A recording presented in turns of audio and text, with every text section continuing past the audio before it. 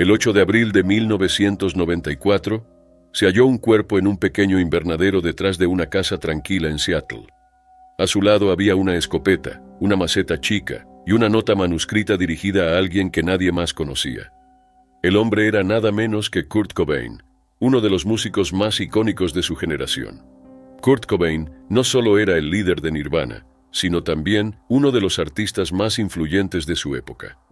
Surgido de la escena grunge de Seattle, Nirvana transformó el panorama musical con su sonido crudo y letras sin concesiones. Con canciones como Smells Like Teen Spirit, Come As You Are y Heart-Shaped Box, Kurt se volvió la voz de una generación desencantada con las normas tradicionales y lo mainstream. Pero la fama no le trajo paz. Detrás del éxito había un hombre cargado de dolor crónico, depresión y adicción. Sufría una afección estomacal de por vida que le causaba molestias intensas y lo empujó hacia sustancias peligrosas para encontrar alivio. También lidiaba con la presión de la fama, el acoso mediático y una relación inestable con su esposa Courtney Love, con quien tuvo una hija Frances. A comienzos de 1994, Kurt tenía 27 años. Estaba en la cima del mundo, pero ni ese nivel de éxito podía superar sus luchas internas. Tras un grave incidente en Roma por una mezcla peligrosa de sustancias, oficialmente descrito como un accidente, fue internado en el centro Exodus Recovery en Los Ángeles. Solo 2 días después, escapó saltando una pared de 6 pies. A partir de ahí, todo se aceleró. El 2 de abril volvió a Seattle y compró cartuchos de escopeta. Le dijo al taxista que había sido robado y quería protegerse. Lo que nadie sabía era que ya había perdido el acceso a armas por 2 intervenciones policiales. Para evitar problemas, hizo que un amigo comprara la nueva escopeta por él. Los días siguientes no están del todo claros. La mañana del 8 de abril, Gary Smith, un electricista contratado para instalar luces de seguridad, llegó a la casa de Cobain y halló el cuerpo. Al principio pensó que Kurt dormía, hasta que notó sangre saliendo de su oído. Cerca había una escopeta y una nota clavada en una maceta con una lapicera. La escopeta Remington calibre 20 estaba invertida sobre su pecho, con su mano izquierda sujetando el cañón. La autopsia reveló una alta concentración de un narcótico potente, equivalente a 1.52 miligramos por litro de morfina en sangre, además de rastros de Valium. También se encontraron pinchazos en ambos brazos, señal de inyecciones recientes. Aunque algunos dudaron de que alguien pudiera disparar tras consumir tanto depresor, los expertos en toxicología explicaron que la tolerancia varía mucho. La carta de despedida, dirigida a su amigo imaginario de la infancia Boda, contenía frases escalofriantes, incluyendo una línea de Neil Young: «Es mejor apagarse que desvanecerse». Esta frase, ubicada al inicio de la nota, quedó grabada como símbolo de la tragedia.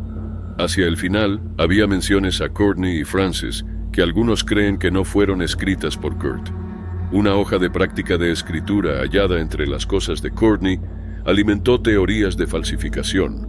Estos detalles, sumados a fallas en la investigación, como el hecho de que la escopeta no fue analizada por huellas hasta un mes después, provocaron nuevas dudas. Las secuelas fueron intensas. El 10 de abril, cerca de 10.000 fans se reunieron en el Seattle Center para una vigilia pública. Courtney leyó fragmentos de la nota en una grabación y luego fue en persona a repartir ropa de Kurt entre los dolientes. Su cuerpo fue cremado y sus cenizas se dividieron y esparcieron en lugares significativos. Una parte fue arrojada en McLean Creek en Olympia por Frances, durante una ceremonia privada organizada por la madre de Kurt.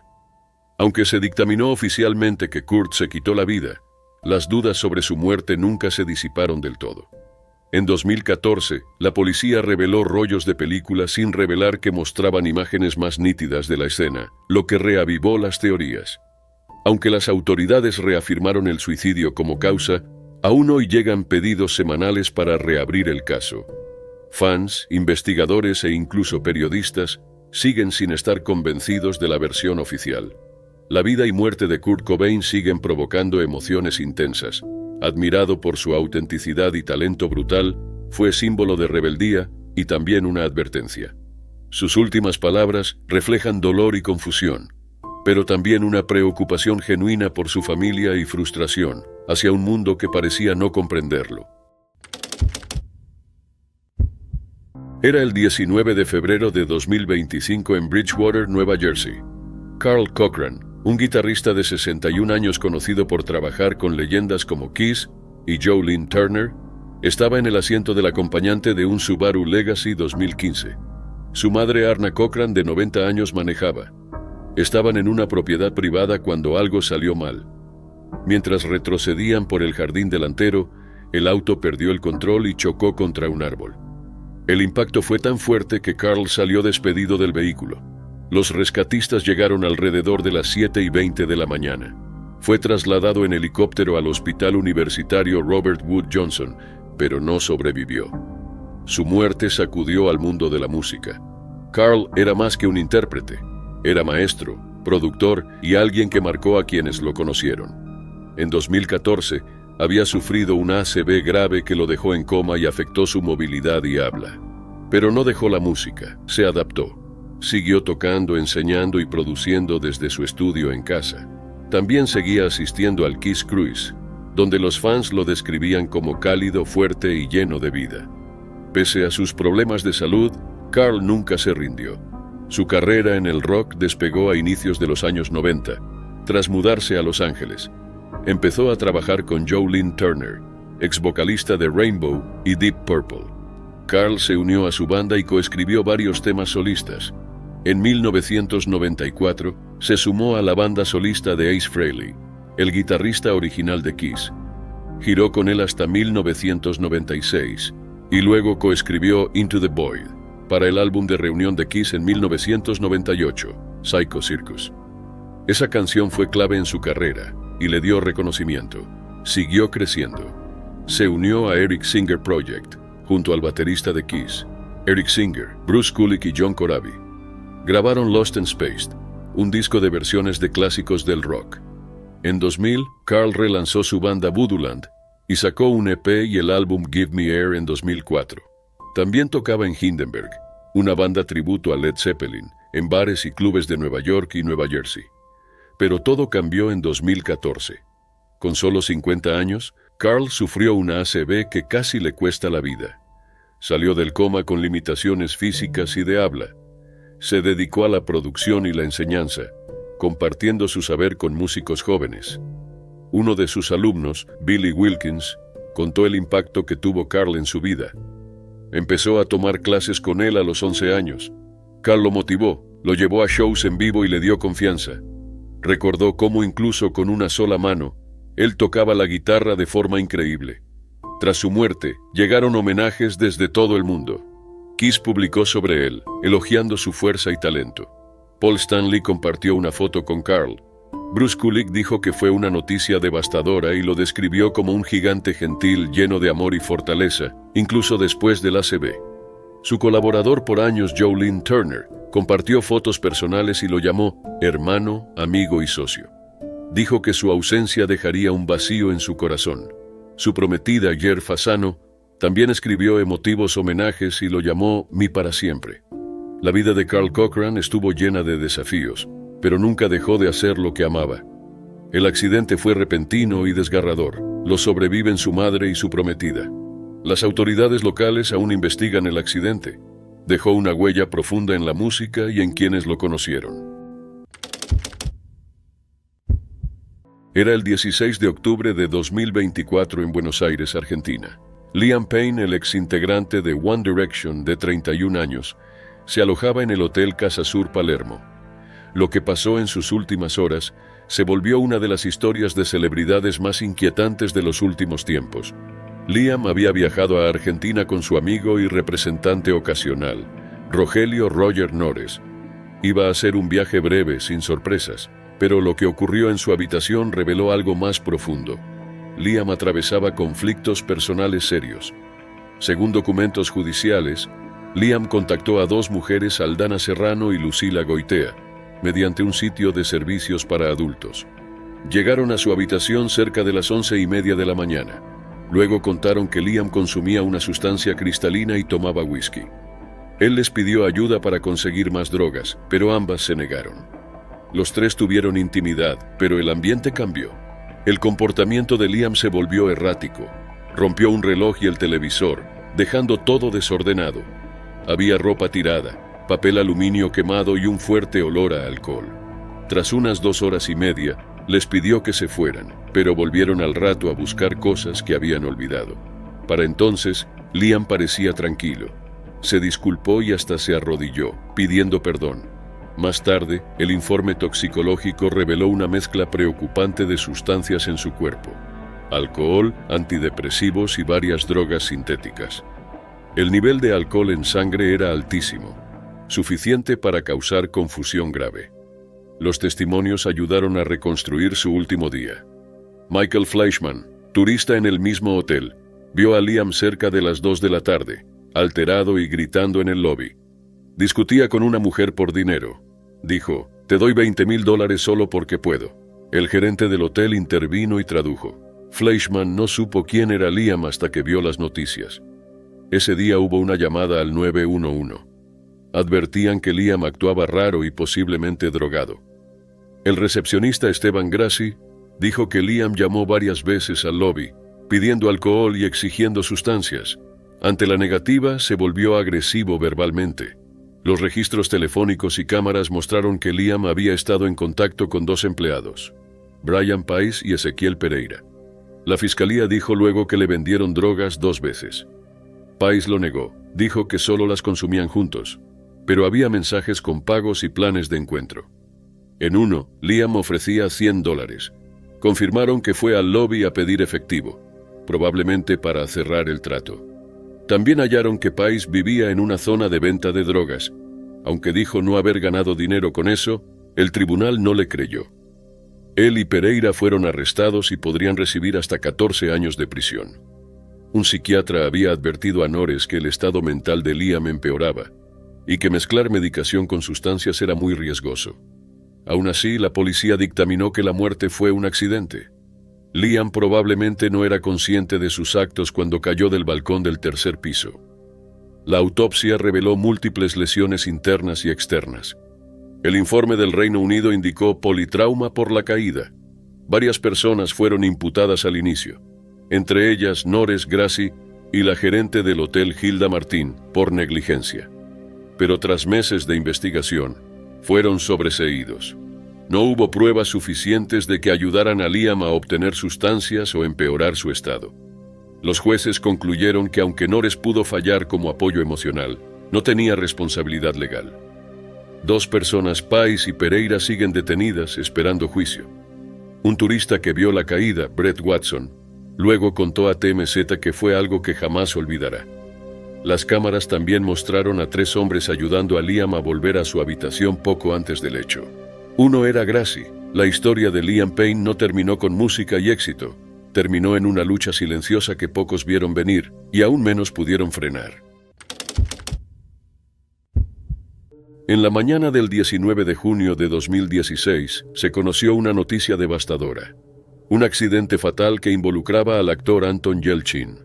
La joven estrella de 27 años, ampliamente reconocida por su papel como Pavel Chekhov en las películas de Star Trek, fue hallada muerta en la entrada de su casa. Los detalles del incidente impactaron al público, convirtiendo lo que parecía un hecho aislado en una discusión más amplia sobre seguridad y responsabilidad empresarial. Anton Yelchin nació el 11 de marzo de 1989 en San Petersburgo, Rusia, hijo de Irina y Víctor Yelchin, reconocidos patinadores artísticos del ballet sobre hielo ruso. Cuando Anton tenía 6 meses, su familia huyó a Estados Unidos como refugiados políticos. Criado en Los Ángeles, Anton comenzó a actuar profesionalmente a los 9 años. Se destacó en películas como Hearts in Atlantis y Alpha Dog, y luego logró papeles principales en Charlie Bartlett y Terminator Salvation. Su interpretación de Chekhov en el reinicio de Star Trek dirigido por J.J. Abrams lo llevó a la fama internacional. A pesar de su éxito en el cine comercial, también eligió proyectos independientes. La noche del 18 de junio, Anton estacionó su Jeep Grand Cherokee 2015 en la empinada entrada de su casa en Studio City. El vehículo no había quedado bien colocado en modo estacionamiento, debido a un defecto ya conocido en el sistema de cambios. Fiat Chrysler Automobiles había ordenado el retiro de más de 1 millón de vehículos afectados meses antes, pero el de Anton aún no había sido reparado. Mientras caminaba hacia su casa, el jeep retrocedió por la pendiente y lo aplastó contra un pilar de ladrillos que sostenía el buzón, unido a una reja. Murió por asfixia traumática contundente. Al no presentarse a un ensayo a las 11 de la noche, sus amigos fueron a buscarlo y encontraron su cuerpo alrededor de la 1:10 de la madrugada. El motor seguía encendido y el auto estaba en punto muerto. Las fotos de la escena mostraban el impacto devastador. El accidente fue calificado como una tragedia accidental sin elementos sospechosos. Pero la forma en que ocurrió generó alarma generalizada. El sistema de cambios monostable del Jeep ya había sido identificado como riesgoso por las autoridades, con múltiples lesiones reportadas antes del retiro. El defecto dificultaba saber si el auto estaba realmente en modo estacionamiento. Fiat Chrysler había iniciado el retiro en abril de 2016, pero las actualizaciones de software se retrasaron y no habían llegado a todos los concesionarios al momento de la muerte de Anton. En agosto de 2016, Irina y Víctor, los padres de Anton, presentaron una demanda por muerte injusta y responsabilidad del producto contra Fiat Chrysler. En ella afirmaban que Anton fue aplastado y permaneció con vida durante un tiempo, atrapado y asfixiándose hasta morir. El concesionario que le vendió el auto intentó deslindar responsabilidad, alegando que Anton había hecho mal uso y modificado el vehículo. En marzo de 2018, la familia Yelchin y Fiat Chrysler llegaron a un acuerdo confidencial. Anton fue homenajeado en la sección In Memoriam de los premios Oscar de 2017. Su muerte fue una pérdida no solo para el cine, sino para una vida joven llena de promesas. También impulsó un nuevo escrutinio sobre los estándares de seguridad vehicular. Era el 3 de enero de 2025 en Los Ángeles, California. Jeff Baena, un cineasta y guionista respetado, vivía solo desde que se separó discretamente de su esposa, la actriz Aubrey Plaza, en septiembre de 2024. Su relación siempre fue privada, pero la separación marcó un momento difícil para Baena. Estaban juntos desde 2011, tras conocerse en una noche de juegos. Conectaron por su amor al cine y trabajaron juntos en varias películas: Life After Beth, Joshi, The Little Hours y Spin Me Round. En 2021 se casaron en una ceremonia íntima en un jardín, pero a fines de 2024 algo había cambiado. Según el forense del condado de Los Ángeles, se habían separado en septiembre. Plaza se mudó a Nueva York, Baena se quedó en Los Ángeles. En octubre, Baena hizo comentarios inquietantes hablando con Plaza. Ella pidió a un amigo que lo visitara, luego él comenzó terapia. No tenía antecedentes emocionales graves ni quienes lo rodeaban habían notado señales antes. No tenía problemas con sustancias y los análisis confirmaron que no había rastros, pero sufría insomnio crónico. Expertos afirman que la falta de sueño prolongada puede afectar la estabilidad emocional. La noche anterior al 3 de enero, Baena y Plaza hablaron por teléfono. Aunque separados, seguían en contacto. Esa última charla no alertó a Plaza. A la mañana siguiente, él le mandó un mensaje que parecía normal. A las 10:25, la paseadora de su perro llegó a su casa. Iba seguido y conocía su rutina. Ese día oyó música fuerte desde adentro, algo raro. Golpeó, lo llamó, sin respuesta. Entró y lo que encontró fue desgarrador. Baena había fallecido. Sacó al perro y llamó a emergencias. Las autoridades confirmaron su muerte e iniciaron la investigación. Hallaron su teléfono sobre un escalón entre las barandas. No había nota, pero la ubicación del móvil podía tener un significado. La casa estaba intacta, sin señales de ingreso forzado ni lucha. Salvo la música, todo en silencio. El último mensaje que él le mandó a Plaza fue a las 7:36. Para cuando llegó la paseadora, ya era tarde. Plaza colaboró con los investigadores. Confirmó la separación y dijo que Baena había empezado terapia en octubre. Aunque tenía malestar emocional, no había señales de peligro inmediato ni conductas preocupantes recientes. El forense determinó que su muerte fue autoinfligida. Su terapeuta confirmó que asistía con regularidad. La familia de Baena y Plaza emitieron un comunicado conjunto breve, llamando al hecho una tragedia inimaginable y agradeciendo el apoyo recibido. Pidieron privacidad. Baena tuvo una larga carrera en cine. Tras estudiar en NYU, Fue asistente de edición y coescribió E Heart Huckabees en 2004. Su debut como director fue en 2014 con Life After Beth. Siguió con Joshi, The Little Hours, Horse Girl y Spin Me Round. En 2021, junto a Plaza, creó Cinema Toast para Showtime. Fuera del trabajo era conocido por reunir gente. Sus noches de juegos eran frecuentes y mostraban el mismo calor que daba en los rodajes. Sus amigos lo describen como generoso y muy colaborador. Su funeral fue privado el 10 de enero en Miami. Plaza no fue a los Globos de Oro, que fueron 2 días después. En el evento, el director Brady Corbett le dedicó unas palabras. Jeff Baena tenía 47 años. Era el 31 de marzo de 1995 en Corpus Christi, Texas. Selena Quintanilla Pérez, estrella de la música tejana de 23 años, se preparaba para una reunión importante. Era admirada por su energía vibrante y su increíble talento, convirtiéndose en una figura querida en la comunidad latina. Había cantado ante una multitud récord en el Astrodome de Houston. Sin embargo, lo que parecía ser un día normal se convirtió en una tragedia que conmocionó al mundo. Selena nació en Lake Jackson, Texas, el 16 de abril de 1971. Su padre, Abraham Quintanilla Jr., exmúsico, la ayudó a comenzar a cantar desde pequeña en la banda familiar, Selena y los Dinos. Aunque al principio aprendió a cantar en español de forma fonética, con el tiempo se volvió fluida, conectando profundamente con la comunidad latina. Su poderosa voz y presencia escénica le ganaron cada vez más admiradores.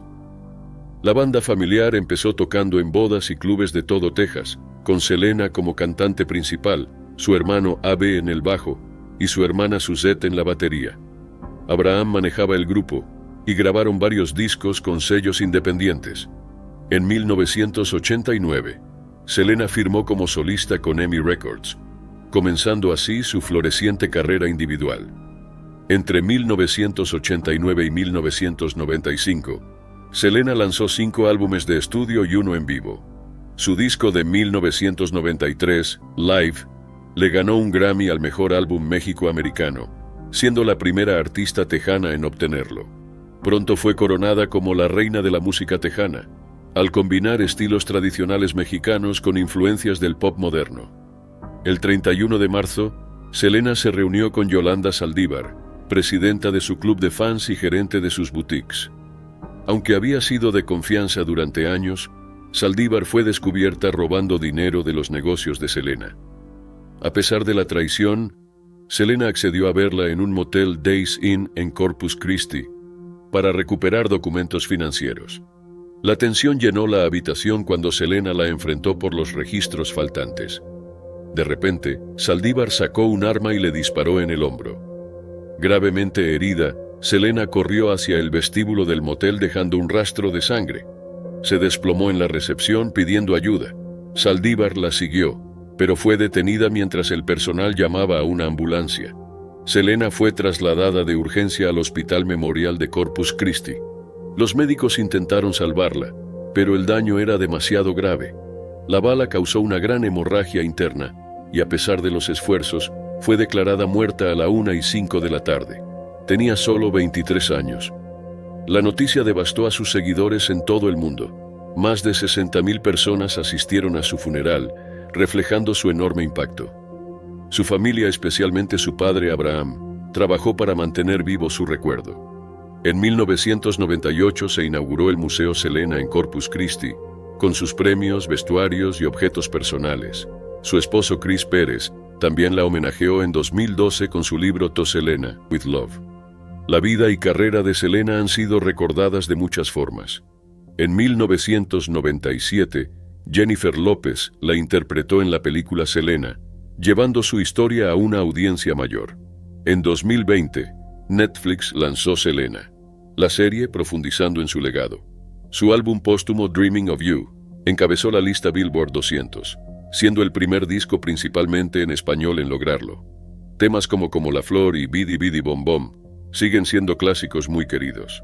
Selena ha recibido numerosos homenajes póstumos, incluyendo una estrella en el Paseo de la Fama de Hollywood en 2017. Su cumpleaños, el 16 de abril, se celebra como el Día de Selena en Texas, La moda también fue parte esencial de su influencia. En 2022, el Smithsonian incorporó trajes icónicos a su colección. Además, MAC lanzó líneas de maquillaje inspiradas en su estilo, que se agotaron al instante. Selena Quintanilla Pérez logró un éxito extraordinario en su corta vida, y su legado sigue inspirando a millones. Su música, espíritu e influencia permanecen vivos, dejando a muchos con la pregunta de qué más podría haber logrado si hubiera vivido más tiempo. Su legado perdura, y será recordada por siempre como la reina de la música tejana.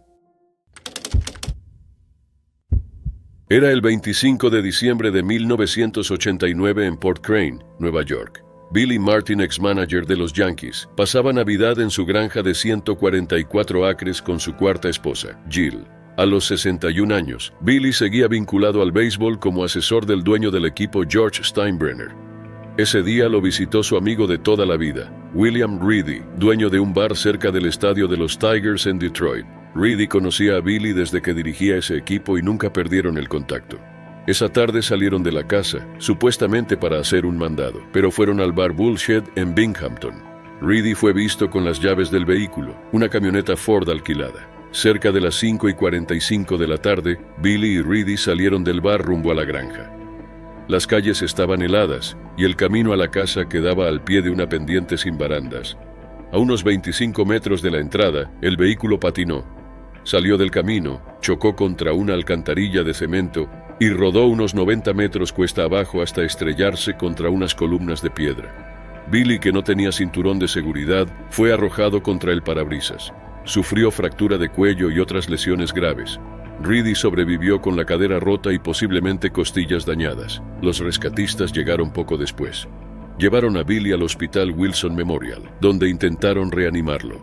A las 6:56 fue declarado muerto. Al principio, Reedy dijo a la policía que él manejaba. Luego cambió su versión y afirmó que era Billy quien conducía. Pero los investigadores vieron que Reedy tenía las llaves, y la posición de los cuerpos dentro del vehículo indicaba que él estaba al volante. Un test de alcohol confirmó que había bebido y fue acusado. Aunque después confesó, lo hizo mucho más tarde. No se realizó autopsia a Billy. Su esposa y Steinbrenner pidieron evitarla. El funeral se celebró en la Catedral de San Patricio en Nueva York, con el cardenal John O'Connor. Fue enterrado en el cementerio Gate of Heaven en Valhalla, cerca de la tumba de Babe Ruth. En su lápida se lee: puede que no haya sido el mejor Yankee, pero sí el más orgulloso. La carrera de Billy siempre fue intensa. Como jugador era hábil y agresivo. Como manager, brillante pero complicado. Dirigió a los Yankees 5 veces entre 1975 y 1988. También condujo a Twins, Tigers, Rangers y A's al éxito.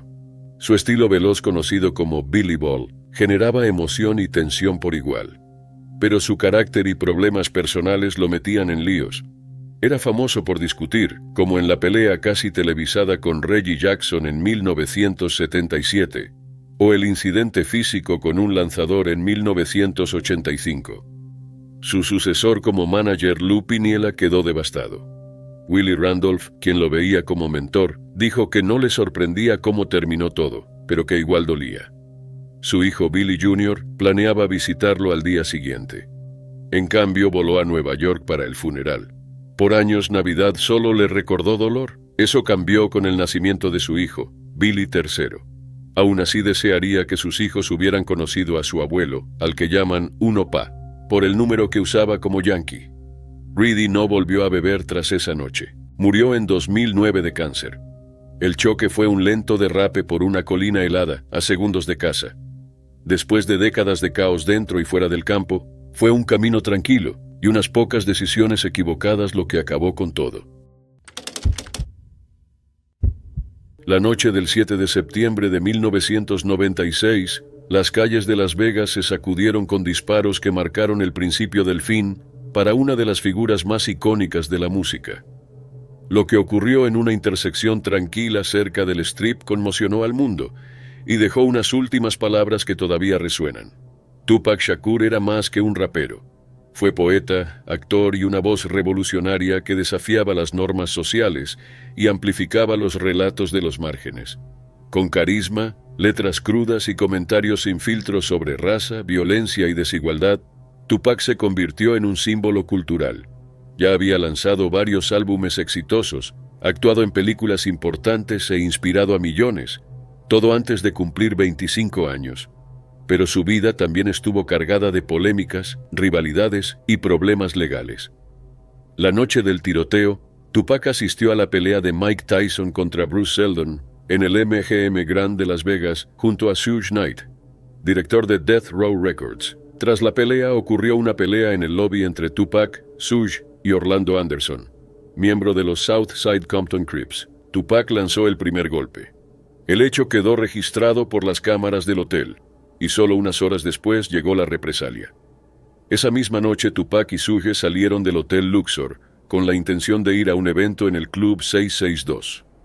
Alrededor de las 11:15 de la noche, al detenerse en un semáforo en Flamingo Road y Cobalt Lane, un Cadillac blanco se acercó al lado del pasajero del BMW negro donde viajaban.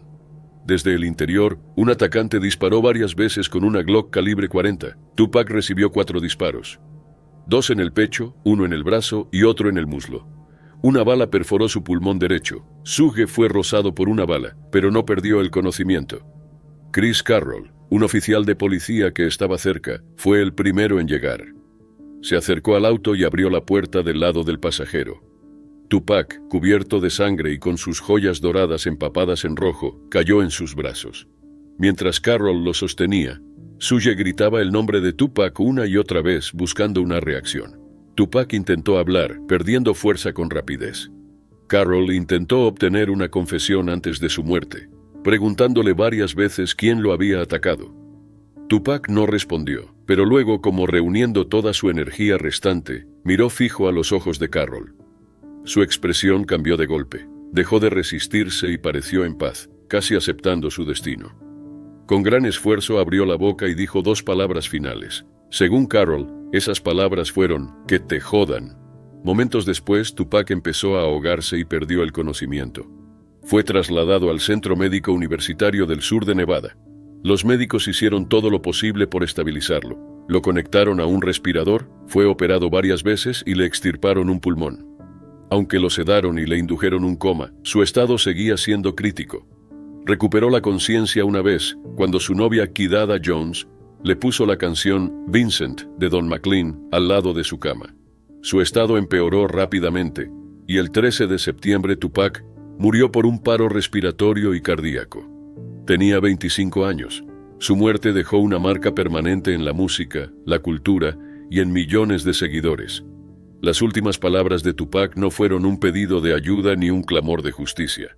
Fueron un grito final de su vida, desafiante, sin censura e imposible de olvidar.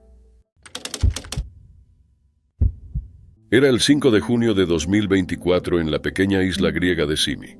El doctor Michael Mosley, un presentador británico de televisión y experto en salud de 67 años, había llegado el día anterior para unas cortas vacaciones con su esposa Claire Bailey y unos amigos. Esa mañana estuvieron en la playa Agios Nikolaos, descansando junto al agua. Más tarde, el doctor Mosley decidió volver solo a su alojamiento, a poco más de 1,5 millas. Llevaba una botellita de agua, una mochila, un paraguas y un sombrero, pero dejó su celular por temor a que se mojara. Parecía de buen ánimo y no mencionó sentirse mal. Era conocido por enfrentar desafíos físicos y explorar temas de salud en su trabajo, por lo que su decisión no preocupó. Pero solo 2 horas y media después, ya no estaba. Las cámaras de seguridad ayudaron a rastrear su camino. A la 1:42 de la tarde pasó frente a un café en el pueblo de Pedi. Minutos más tarde apareció cerca de un restaurante local, y a las 2 pasó por una casa cerca del sendero a Agia Marina. La caminata debía tomar solo unos minutos, incluso con calor, pero algo salió mal. Se apoyó en una pared, se lo vio inestable y luego se perdió de vista. Eligió la ruta montañosa interior conocida por ser dura, rocosa y sin sombra. Las guías locales la describen como engañosa. Esa tarde hubo calor extremo y alertas por altas temperaturas. Aunque llevaba algo de agua, el calor pudo haber sido demasiado. Llegó a un área cercana a Agia Marina, un resort de playa. Pero en lugar de ir al bar, a solo 80 metros, se desvió hacia una zona rocosa detrás de una cerca. Allí colapsó, fuera de la vista de los turistas del otro lado. La búsqueda duró 5 días. Su desaparición movilizó helicópteros, botes y equipos de rescate. Su esposa y sus 4 hijos adultos, Alex, Jack, Dan y Kate, participaron, siguiendo sus pasos. La mañana del 9 de junio, el alcalde de Simi, Lefterios Papakalodoukas, vio algo raro cerca de la playa mientras iba en bote. Avisó al personal de un restaurante. Un mozo, Ilias Tsavaris, fue a ver y notó un brillo. Un reloj reflejando el sol. Al acercarse hizo un hallazgo trágico. Era el Dr. Mosley. Boca arriba a pocos metros del resort. Llamaron a emergencias. Los bomberos llegaron en bote y examinaron la escena. Su mochila estaba cerca. Sacaron fotos, cerraron el área y luego su cuerpo fue llevado a Rodas para una revisión. La autopsia no mostró lesiones, ni señales de daño o crimen. Las pruebas toxicológicas fueron normales. Se cree que colapsó por calor o un problema de salud inesperado. La causa oficial fue indeterminada. También se supo que solo llevaba 1 litro de agua y una galleta. Sin celular, no pudo pedir ayuda. Su decisión de caminar solo con ese calor, aunque fuera alguien en forma y con experiencia, resultó peligrosa. Lo más doloroso fue cuán cerca estuvo de salvarse. Estaba escondido tras una cerca, fuera de vista, a pocos pasos de la gente. Incluso helicópteros pasaron por arriba sin verlo. El Dr. Mosley era famoso por hacer la ciencia accesible. Programas como Confía en mí, Soy médico y Come, ayuna y vive más ayudaron a muchos. Era curioso, honesto y comprometido con compartir saber. Sus experimentos, a veces extremos, buscaban explicar mejor el cuerpo humano.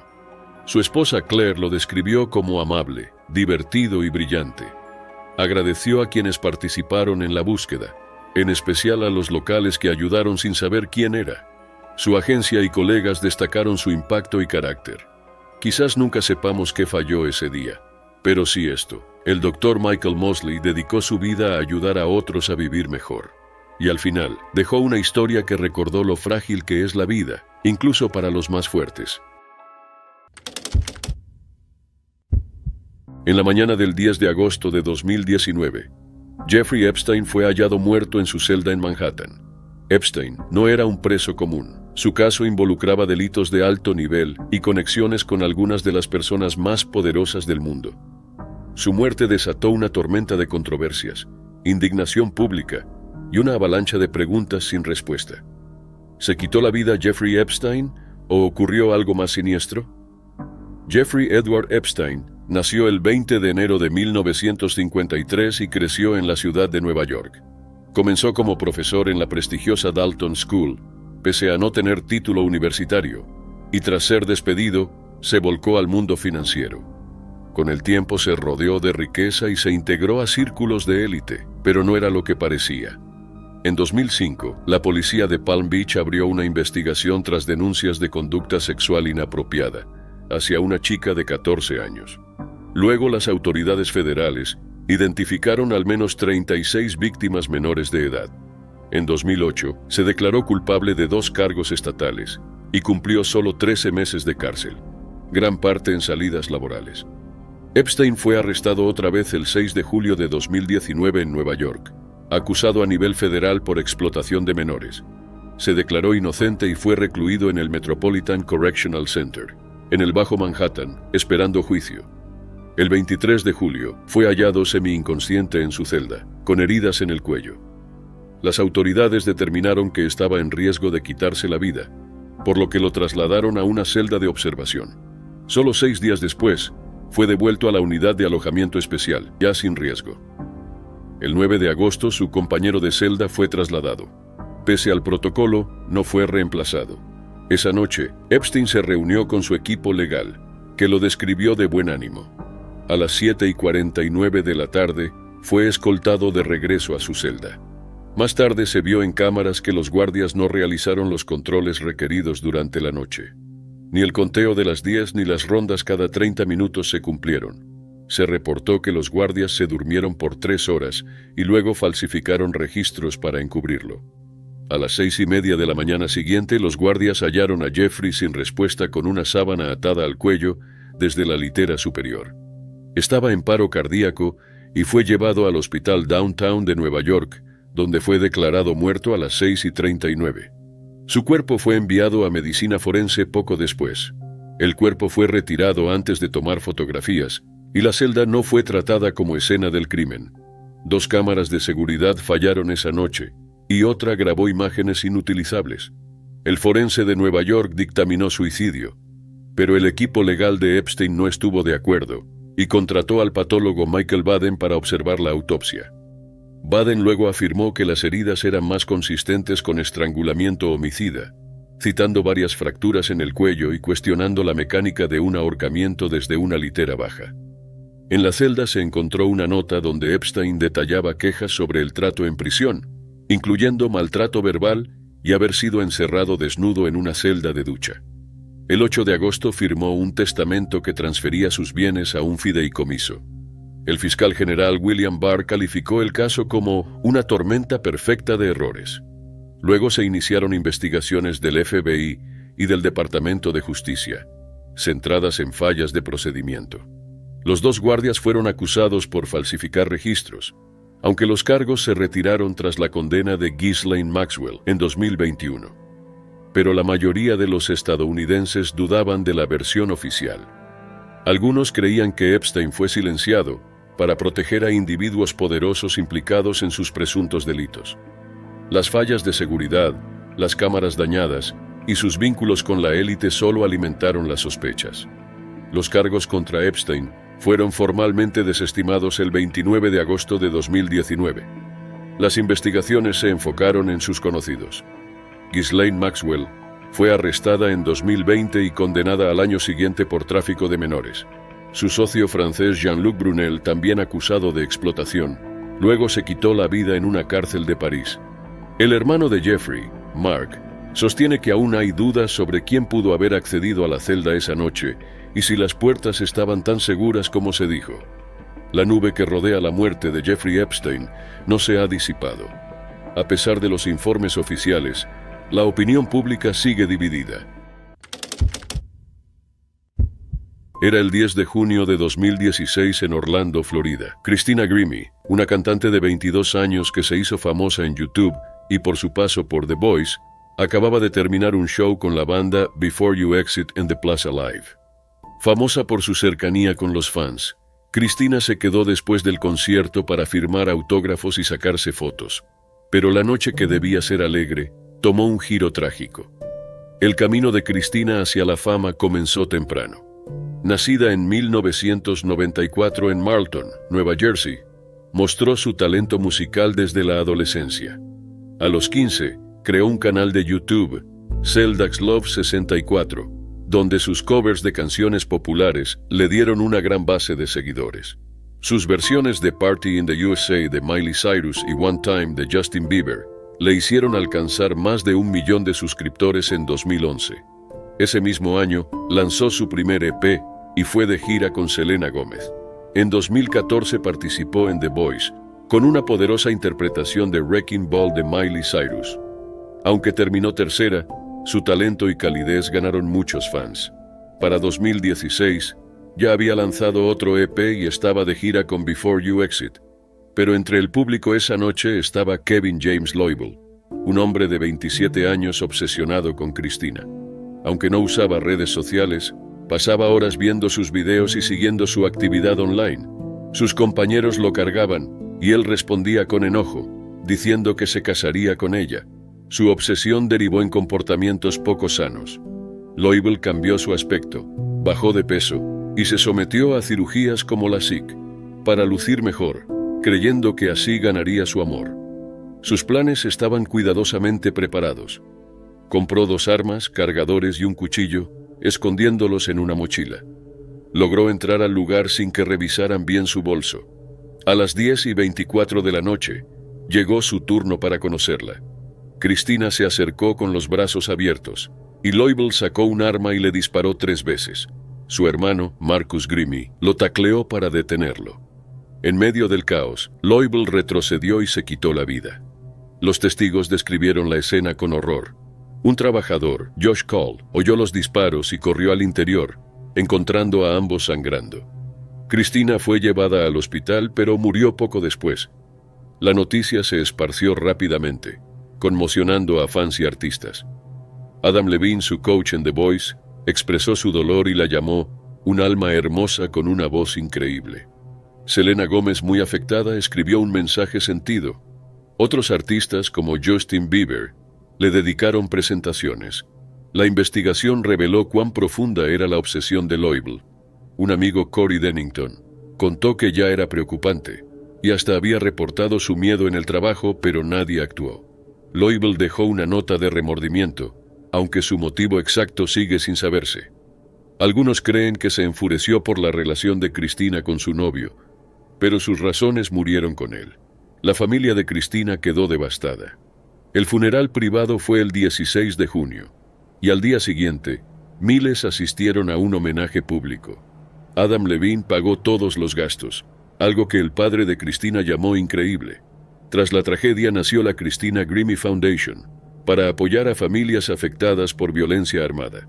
Desde entonces, ayudó a más de 100 familias. Su legado continuó con su música. Su familia lanzó el sencillo Invisible en 2017, donando lo recaudado a la fundación. La investigación mostró fallas de seguridad en The Plaza Live, lo que llevó a la familia a presentar una demanda por homicidio culposo.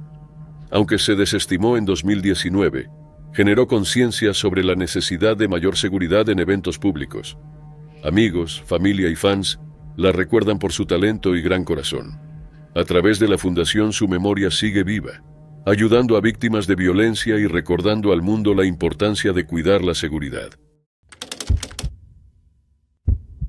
Era el 11 de agosto de 1956 en East Hampton, Nueva York.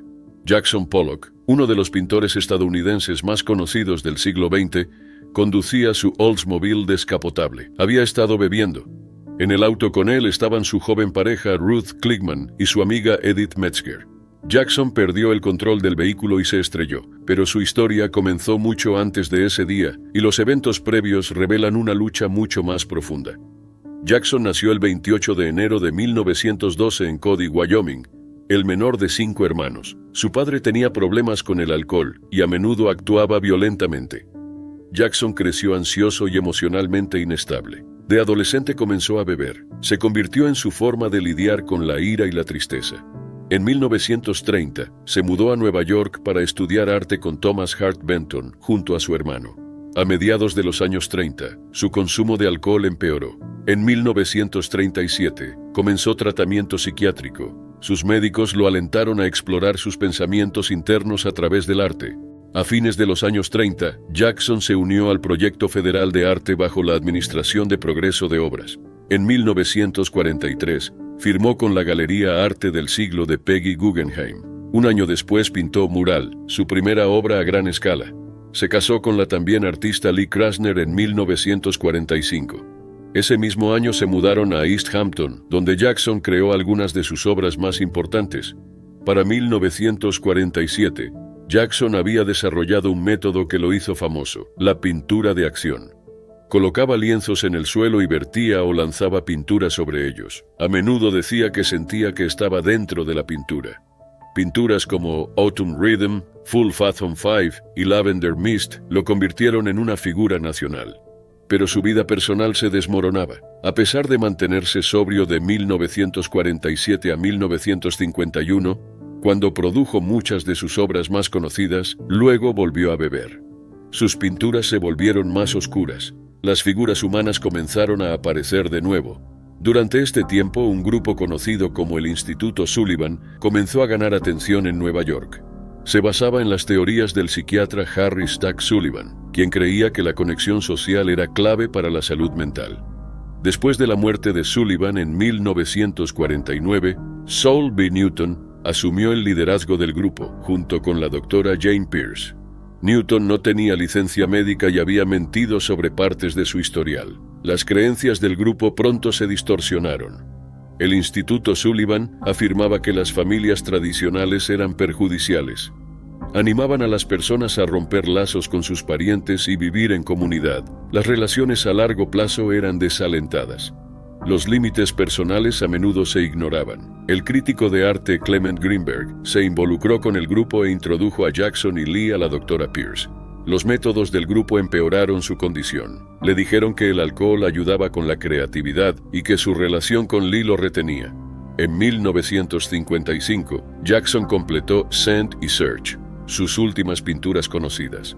Dejó de pintar en 1956 y se dedicó a la escultura. Su consumo de alcohol empeoró y su matrimonio se desmoronó. Luego conoció a Ruth Klickman. Ese verano, mientras Lee estaba en Europa, Jackson pasó tiempo con Ruth. La noche del 11 de agosto, Jackson, Ruth y Edith subieron a su auto. Había estado bebiendo mucho. A menos de una milla de su casa, el auto se estrelló.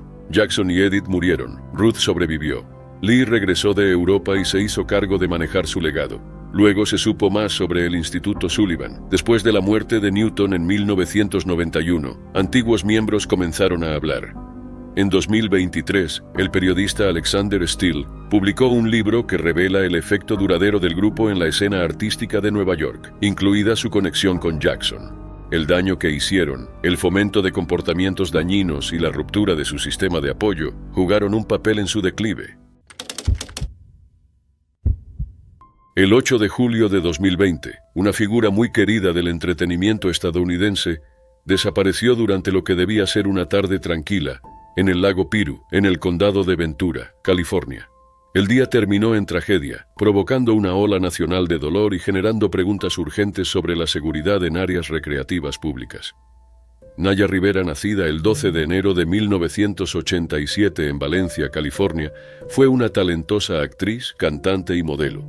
Su carrera empezó temprano, apareció en comerciales desde bebé y consiguió su primer papel importante a los 4 años.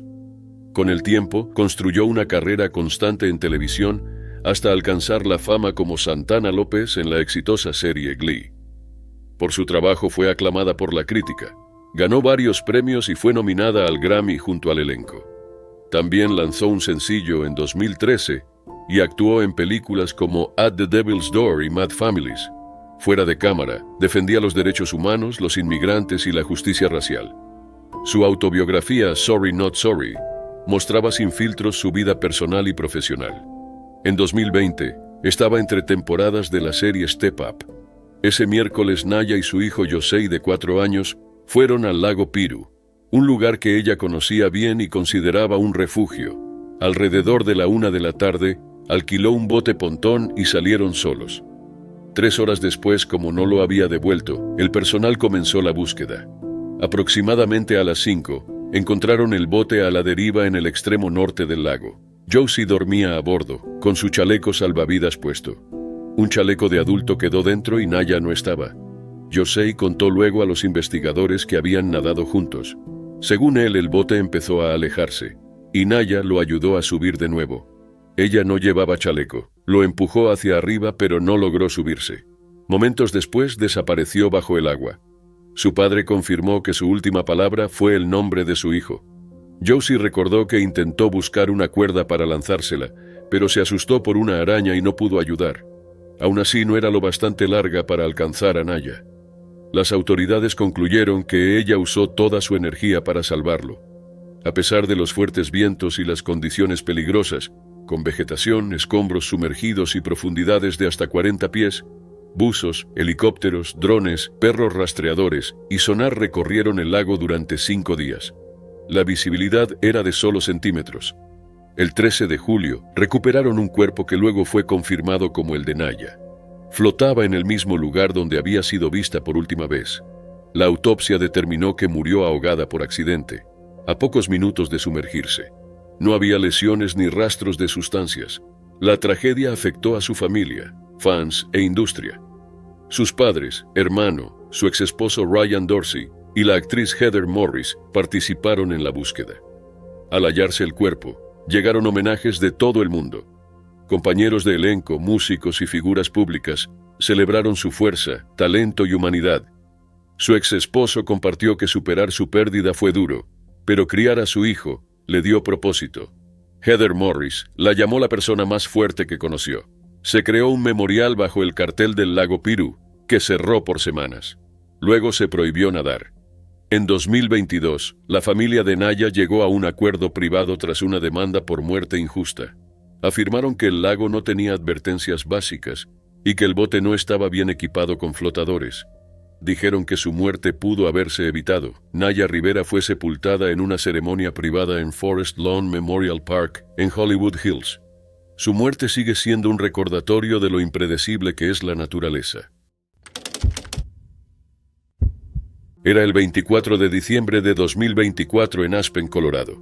Lynn Van, diseñadora de joyas de 52 años y estrella de reality en Netflix, pasaba las fiestas con su familia.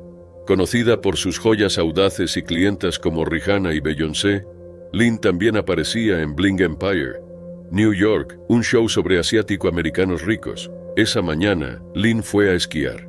Era cuidadosa y siempre usaba casco, pero en la cima de la pista, su esquí se enganchó con algo y cayó hacia adelante golpeando su rostro. Se levantó, bajó esquiando sola y solo dijo que tenía un leve dolor de cabeza.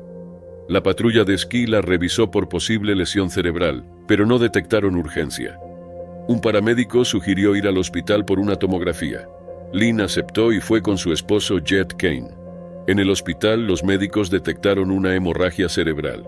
Fue trasladada en helicóptero a un centro de trauma para cirugía. Le hicieron una craneotomía, extracción parcial del cráneo para aliviar presión. La sedaron y ella recordó haber despertado luego en una cama de hospital. Unos días después, publicó en Instagram. En la foto se veía su cabeza semirrapada, una larga cicatriz y equipos médicos. En el pie de foto escribió, en un parpadeo, la vida puede cambiar. Agradeció al equipo médico, la patrulla y su familia. La publicación recibió muchísimo apoyo. Amigos, fans y compañeros del programa comentaron con cariño. Dorothy Wang dijo que se le puso la piel de gallina al leerla. Christine Chiu le mandó amor. Muchos admiraron su fuerza en un momento tan difícil. Parecía que se recuperaba. Pero esa mejoría no duró. Lynn no volvió a publicar. Regresó a su casa en Tribeca, Nueva York, donde seguía sanando con su esposo y su hijo Sebastian. Hasta que el 20 de enero de 2025 todo cambió. Esa mañana, Jet encontró a Lynn inconsciente en la cama. Llamaron a emergencias, pero fue declarada muerta en el lugar. Tenía 52 años. 2 días después, Sebastian dio la noticia por Instagram. Escribió, mi mamá falleció el lunes. Contó que Lynn quería compartir su proceso, así que él sintió que debía informar a sus seguidores. Habló de ella, su mejor amiga, madre amorosa, alguien que se mantuvo fuerte. Compartió fotos familiares, momentos de alegría y cercanía. La describió como la mamá más divertida y genial, y prometió honrar su memoria. Te amo más que a la vida, agregó, una frase que ella solía decirle. Rihanna comentó muy conmovida, llamando a Lynn su hada madrina, y diciendo, es demasiado. Dorothy Wang escribió a Sebastian, recordando cómo Lynn se iluminaba al hablar de él. La muerte de Lynn afectó a muchos. Estuvo más de 25 años en la moda. Su trabajo apareció en Vogue, Elle y WF Magazine, y lo usaron estrellas como Madonna, Cardi B y Kendrick Lamar. Nacida en Singapur, dejó huella en Nueva York, Londres y París. Su paso por Bling Empire, New York, fue breve pero inolvidable. El show se estrenó en octubre de 2022 y mostraba a asiático-americanos exitosos en Nueva York. Lynn destacó no solo por su estilo, sino por el amor a su familia. Sus compañeros la describieron como valiente y amable. Su muerte ocurrió meses después de que Anna Shea, otra integrante del elenco, falleciera por un ACV. Para muchos fans, fue otra pérdida temprana. La caída de Lynn no fue imprudente ni extrema. Cumplió con todos los cuidados. Incluso buscó ayuda de inmediato, pero no toda lesión tiene solución. Su última publicación mostraba esperanza, pero detrás de eso aún enfrentaba algo serio. Al final murió en paz, dormida y rodeada de sus seres queridos.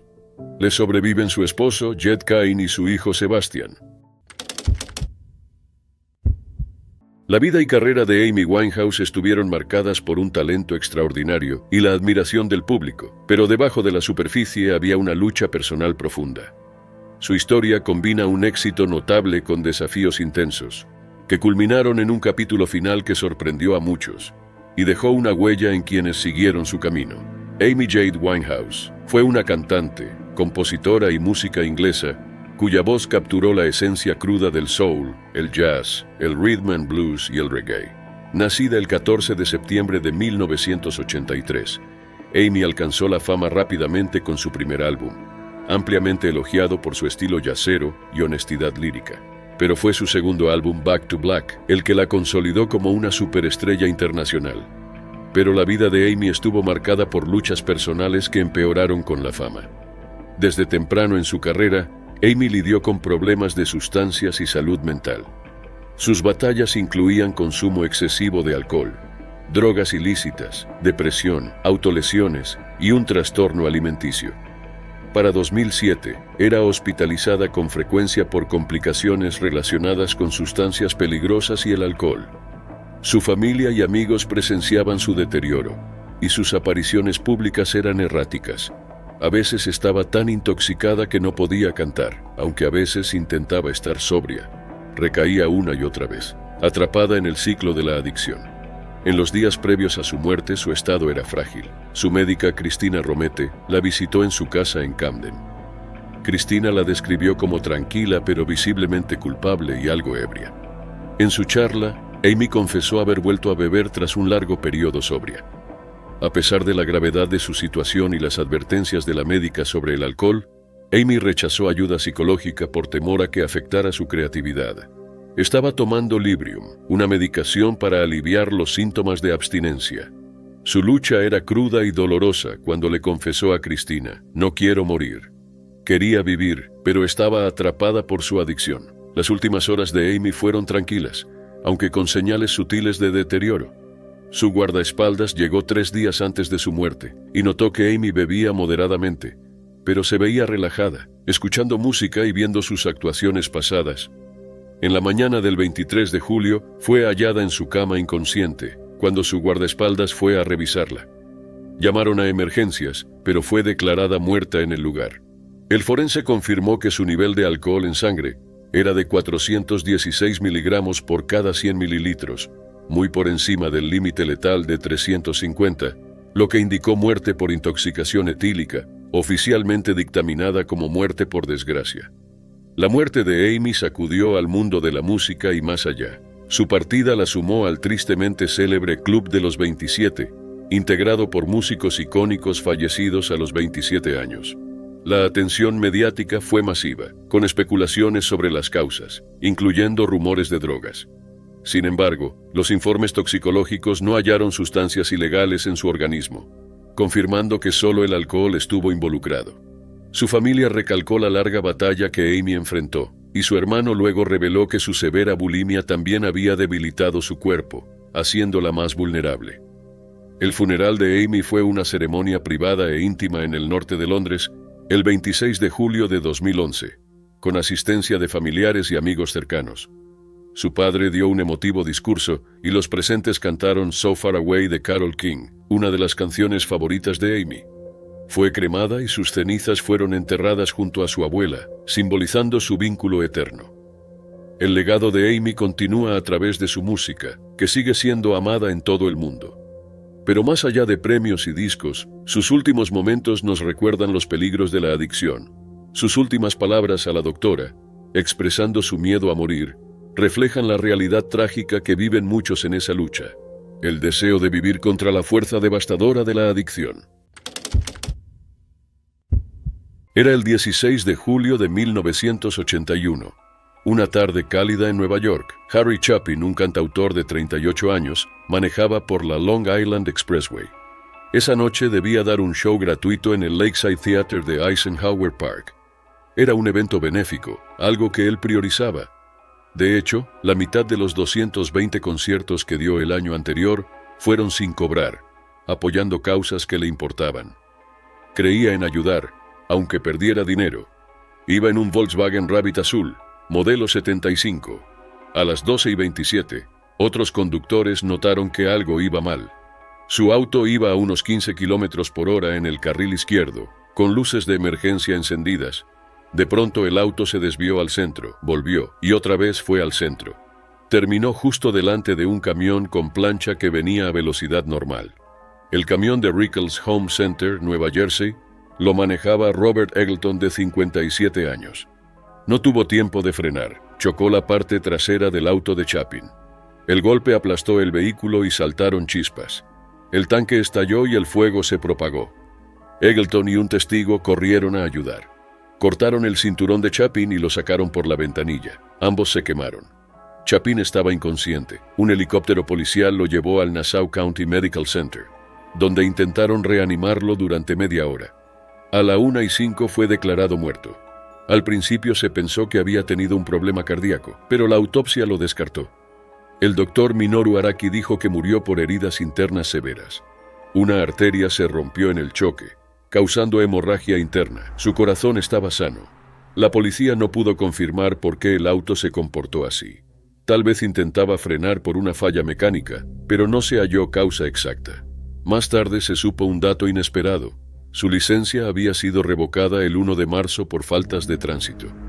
Tenía al menos 15 infracciones en 8 años, como exceso de velocidad y manejar con suspensión. Iba solo ese día, rumbo a tocar por una causa. No tenía documentos y tardaron más de 6 horas en identificar su cuerpo. El show se canceló. Una semana después, más de 500 personas se reunieron en Grace Church, Brooklyn, para homenajearlo, contar anécdotas y cantar sus temas. Chapin gastó casi todo su dinero en causas solidarias. Una vez se quedó media hora bajo la lluvia saludando a gente en un evento que recaudó $200,000 para salvar un programa artístico. Su muerte impactó al mundo humanitario. 13 congresistas lo homenajearon en sesión. Uno dijo que había hecho más contra el hambre que muchos funcionarios. Su esposa Sandy y su hija Jen siguieron su labor. En 1987, le dieron la medalla de oro del Congreso por su labor humanitaria. Sandy demandó a la empresa del camión. Ganó un acuerdo por negligencia de 12 millones. Harry fue enterrado en Huntington, Nueva York. Su lápida tiene versos de una canción suya, que reflejan sus valores. El teatro donde iba a tocar fue renombrado en su honor. Dejó 5 hijos, un legado musical duradero y la prueba de que una sola persona puede cambiar las cosas. Matthew Perry fue mucho más que un ícono televisivo. Amado en todo el mundo por su inolvidable papel como Chandler Bing en Friends, también se convirtió en símbolo de resiliencia. Tras décadas luchando contra la adicción, estaba logrando un gran regreso, limpio, enfocado y con esperanza. Pero detrás de su aparente recuperación, se escondía una historia más oscura. El 28 de octubre de 2023, con solo 54 años, la vida de Matthew terminó de forma trágica, traicionado por quienes decían ayudarlo. Nacido el 19 de agosto de 1969 en Williamstown, Massachusetts, Matthew creció entre Canadá y Estados Unidos. A los 15 años se mudó a Los Ángeles, donde centró su atención en la actuación. Estudió en la Buckley School y luego perfeccionó su comedia en LA Connection. Un piloto fallido casi lo deja fuera de Friends, pero a los 24 consiguió el papel de Chandler Bing. La serie lo lanzó a la fama mundial y a una gran fortuna. Durante 10 años, fue parte del elenco más reconocido de la TV, pero la fama tuvo un precio alto. Matthew luchó con fuerza contra la adicción gran parte de su vida adulta. Alcohol, opioides y luego medicamentos recetados le pasaron factura. Fue a rehabilitación 15 veces. Gastó más de $9 millones en tratamientos y asistió a más de 6,000 reuniones de Alcohólicos Anónimos. En ese tiempo se volvió un defensor de la recuperación. Recibió el premio Champion of Recovery en 2013 y en 2022 escribió unas memorias sinceras, Friends, Lovers and the Big Terrible Thing. En ellas advirtió sobre su propia mortalidad. Si moría no sorprendería. En 2023, Matthew llevaba 19 meses sobrio. Recibía terapia asistida con ketamina por ansiedad y depresión. Su última sesión oficial fue una semana y media antes de morir. Esta sustancia, legal bajo supervisión médica, no está pensada para uso sin control. Pero Matthew quedó atrapado en una peligrosa red clandestina que lo explotó. Las investigaciones mostraron que en sus últimos 2 meses de vida, Matthew pagó $55,000 en efectivo por ketamina, recibiendo más de 20 viales, algunos de médicos y otros de traficantes. Entre los acusados hubo 2 doctores, 2 dealers y su asistente personal. Una traficante, apodada la reina de la ketamina, fue acusada de suministrarle droga el 4 de octubre, tras lo cual Matthew sufrió una convulsión.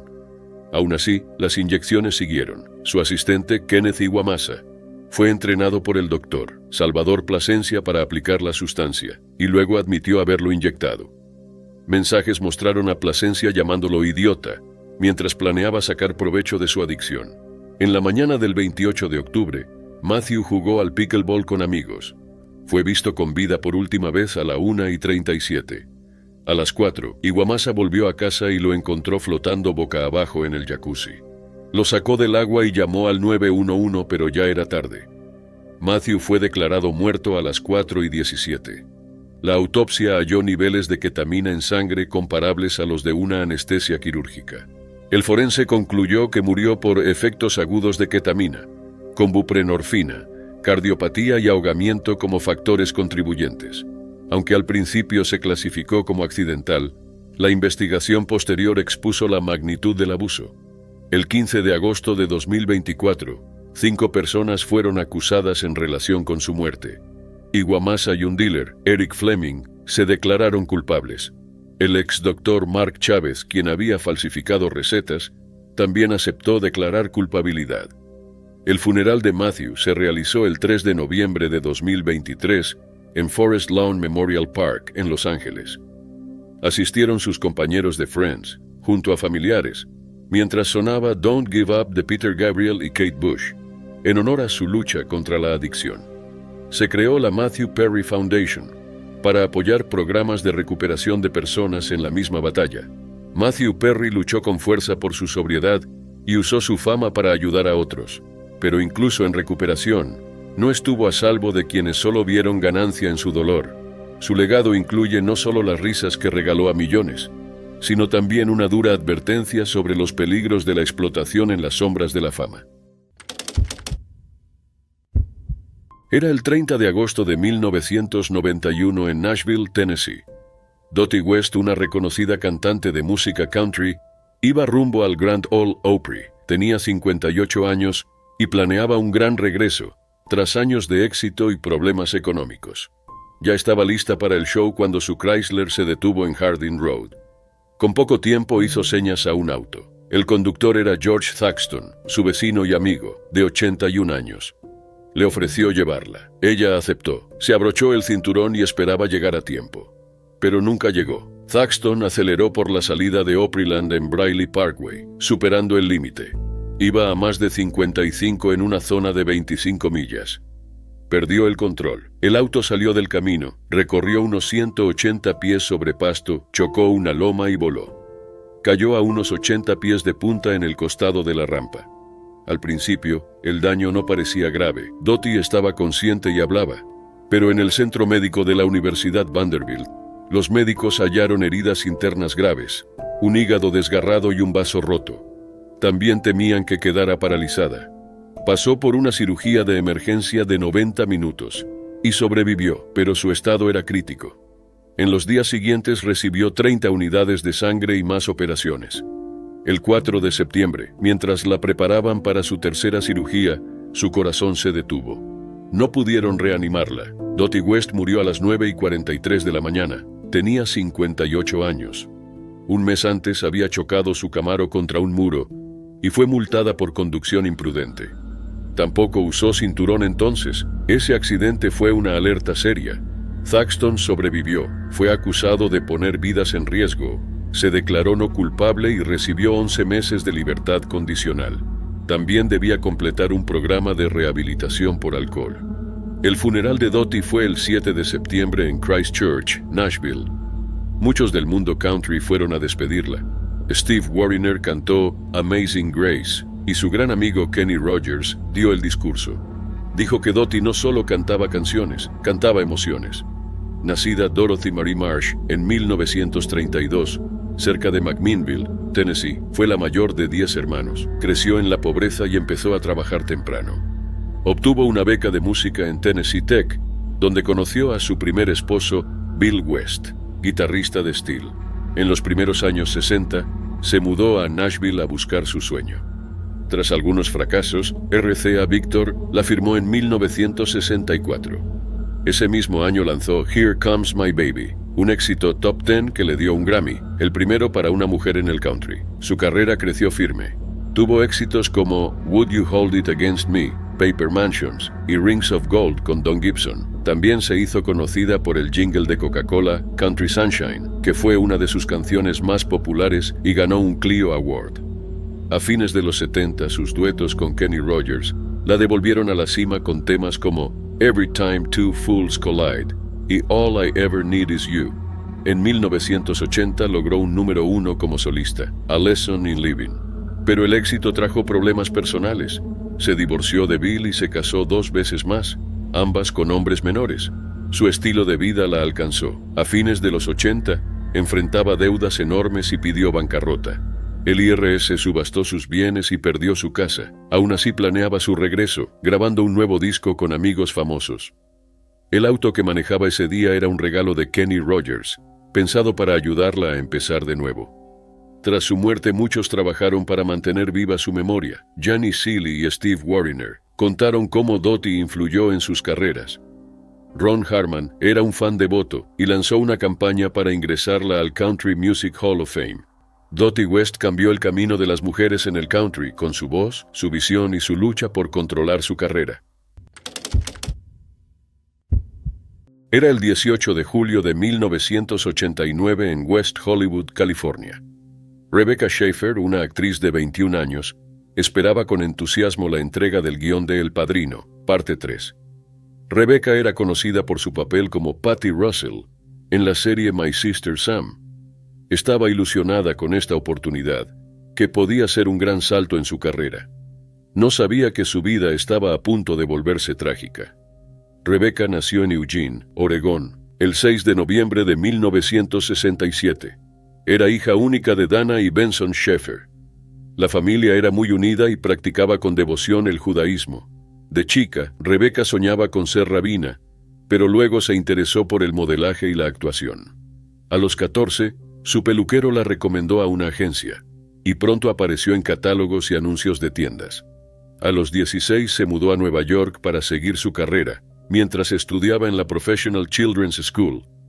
Obtuvo un papel en la novela One Life to Live, pero le fue mejor como actriz que como modelo en parte por su estatura, más baja que la media del modelaje. En 1986 fue elegida para My Sister Sam, una comedia de CBS sobre una adolescente que se muda con su hermana mayor tras la muerte de sus padres. La serie fue un éxito y Rebecca se volvió popular en televisión, pero se canceló tras 2 temporadas y ella empezó a buscar papeles en cine. Uno de los más notables fue en la comedia negra Scenes from the Class Struggle in Beverly Hills, donde mostró otra faceta como actriz. Pero esa película llevaría indirectamente a su destino trágico. Un fan llamado Robert John Bardo se obsesionó con ella desde My Sister Sam. Él ya tenía antecedentes de obsesiones con jóvenes actrices, y su fijación creció tras verla en ese film. Bardo, nacido el 2 de enero de 1970 en Tucson, Arizona, tuvo una infancia difícil, fue diagnosticado con trastorno bipolar y tenía antecedentes de enfermedad mental. Su obsesión comenzó en 1986, cuando empezó a escribirle cartas, a las que ella a veces respondía. Pero todo se volvió oscuro cuando lo impactó verla en una escena en la cama. Se enfureció, viéndola como otra estrella de Hollywood. Decidido a conocerla, Bardo contrató a un investigador privado para obtener su dirección. Esto fue alarmantemente fácil en esa época, ya que los datos del registro de licencias eran públicos. Con la dirección y un arma que su hermano le ayudó a conseguir, fue a Los Ángeles. El 18 de julio, Bardo llegó al edificio de Rebecca. Ella, esperando el guión de El Padrino, parte 3, abrió la puerta. Al ver a un desconocido, fue amable pero firme. Le dijo que tenía una cita y no podía hablar. Bardo se fue, pero volvió una hora después. Esta vez cuando abrió, él sacó un revólver calibre .357 Magnum y le disparó en el pecho. Rebecca gritó, ¿Por qué? Antes de caer. Un vecino oyó el disparo y llamó a una ambulancia, pero fue tarde. Rebecca fue declarada muerta en el hospital Cedar Sinai. Al día siguiente, Bardo fue visto corriendo entre el tráfico en Tucson, gritando que la había matado. Fue arrestado y detenido con una fianza de $1 millón. En el juicio, su abogado alegó que tenía esquizofrenia y no controlaba sus actos. Aún así fue condenado por asesinato en primer grado y sentenciado a cadena perpetua sin libertad condicional. El asesinato de Rebecca impactó profundamente a Hollywood y al sistema legal. Marcia Clark, quien luego sería famosa por el caso O.J. Simpson, fue la fiscal principal. Como resultado directo, California aprobó en 1990 la primera ley contra el acoso en Estados Unidos, tipificándolo como delito grave. Esta ley sirvió de modelo para otras en todo el país. La historia de Rebecca fue cubierta por muchos medios, incluido un episodio de 2019 de The 1980s, The Deadliest Decade, titulado The Copycat Killer. Su asesinato reveló los peligros reales que enfrentan las celebridades por parte de fans obsesionados y llevó a reforzar la seguridad en la industria del entretenimiento. El 30 de noviembre de 2013 comenzó agradable para Paul Walker.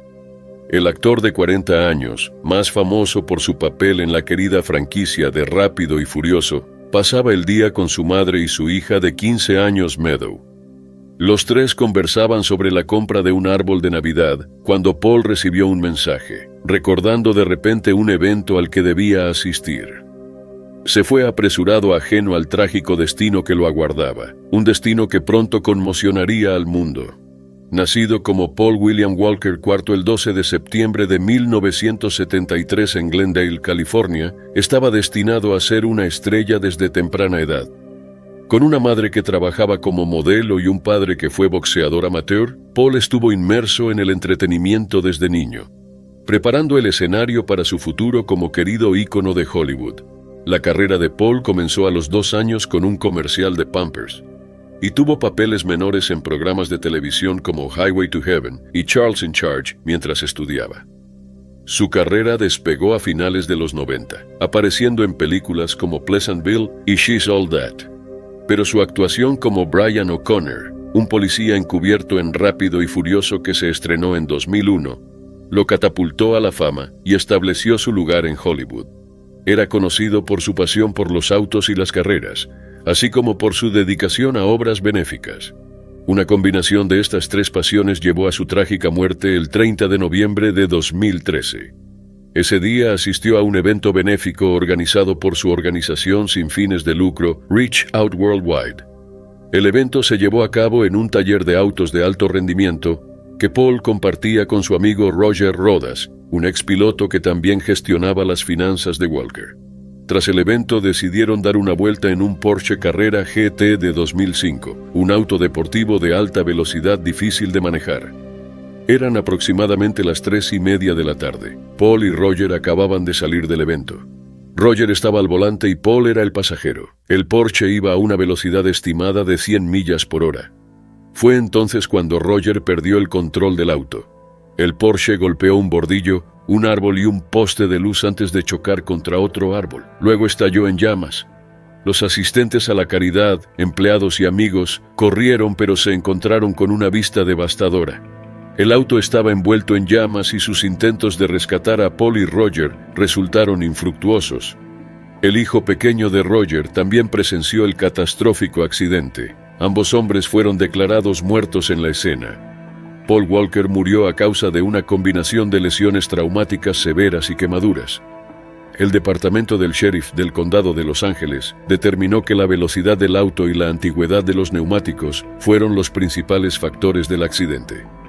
Su examen reveló que el vehículo viajaba a velocidades entre 80 y 100 millas por hora cuando perdió el control, y no había signos de drogas o alcohol en ninguno de los hombres. El mundo entero se enteró del accidente en cuestión de horas. El trágico evento envió ondas de choque a través de Hollywood.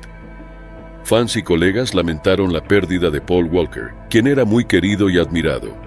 Su hija Meadow presentó una demanda por muerte injusta contra Porsche, alegando que defectos de diseño en el Carrera GT causaron la muerte de su padre. Mientras Porsche argumentó que el auto había sido maltratado y modificado, ambas partes finalmente resolvieron la demanda en términos confidenciales en 2015. Paul Walker murió mientras filmaba Rápidos y Furiosos 7, lo que obligó a la producción a detenerse mientras los productores preguntaban a su familia cómo proceder. Su hermano Cody Walker entró para ayudar a terminar las escenas restantes, utilizando CGI para honrar la memoria de Walker en pantalla. La escena del accidente en Santa Clarita se convirtió en un monumento improvisado con fans de todo el mundo dejando flores, cartas y recuerdos en memoria del fallecido actor. Era el 8 de diciembre de 1980 en Nueva York. John Lennon, famoso miembro de The Beatles, acababa de terminar una sesión de grabación con su esposa Yoko Ono. Volvían a su departamento en el Dakota, un edificio icónico del Upper West Side. Lennon estaba de buen humor. Había lanzado su nuevo álbum Double Fantasy. Todo parecía ir bien ese día, pero algo terrible estaba por ocurrir. Más temprano, Lennon había interactuado brevemente con un fan llamado Mark David Chapman, un joven de 25 años de Hawái. Chapman, ex guardia de seguridad, había pasado horas afuera del Dakota esperando a Lennon. Cuando él salió, Chapman le pidió que firmara su copia de Double Fantasy. Lennon lo hizo y se fue. Parecía un encuentro normal, pero Chapman tenía intenciones mucho más oscuras. Chapman planeaba asesinar a Lennon desde hacía meses. Viajó 2 veces a Nueva York para prepararse y conocer el edificio. Llegó el 6 de diciembre y se hospedó en el YMCA del West Side cerca del Dakota. Durante los días siguientes, merodeó por la zona, esperando el momento adecuado. Fue fanático de los Beatles, pero con el tiempo su admiración se volvió resentimiento. Veía a Lennon como un hipócrita por predicar paz mientras vivía en el lujo. Esa mezcla de enojo y deseo de fama lo llevó a tomar la horrible decisión de quitarle la vida. La mañana del 8 de diciembre, Chapman llegó al Dakota decidido a actuar. Ordenó sus cosas en el hotel como si no hubiera marcha atrás. Estuvo todo el día afuera, con una copia de El Guardián entre el Centeno, libro con el que se sentía identificado. Como el protagonista, se veía a sí mismo como un defensor de los valores morales. Ese día almorzó cerca y habló con otro fan de los Beatles. Incluso se cruzó con Sean, el hijo de John y Yoko y su niñera. Aunque vivió momentos aparentemente normales, su plan seguía firme. Cerca de las 11 de la noche, Lennon y Ono regresaron del estudio. Al bajar de la limusina y caminar hacia el edificio, Chapman dijo, «Señor Lennon». Cuando John se dio vuelta, Chapman sacó un revólver calibre .38 y disparó 5 veces. 4 balas impactaron en su espalda y hombro. Lennon logró entrar al edificio pidiendo ayuda. El portero del Dakota, José Perdomo, corrió a asistirlo. Chapman, mientras tanto, se quedó en el lugar leyendo tranquilamente El Guardián entre el Centeno.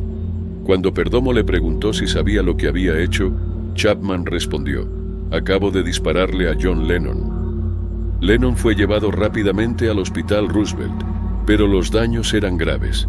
Las balas causaron heridas internas fatales, y fue declarado muerto poco después de llegar. El mundo perdía a uno de sus íconos musicales más grandes. La noticia se difundió rápido, con millones de fans en shock. Multitudes se reunieron en el Dakota y en Central Park.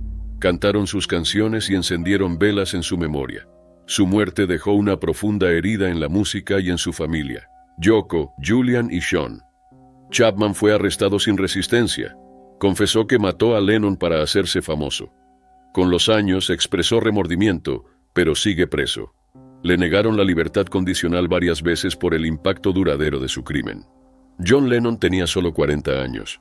Su asesinato es un trágico ejemplo del peligro que enfrentan las celebridades y la naturaleza impredecible, a veces violenta, de la fama.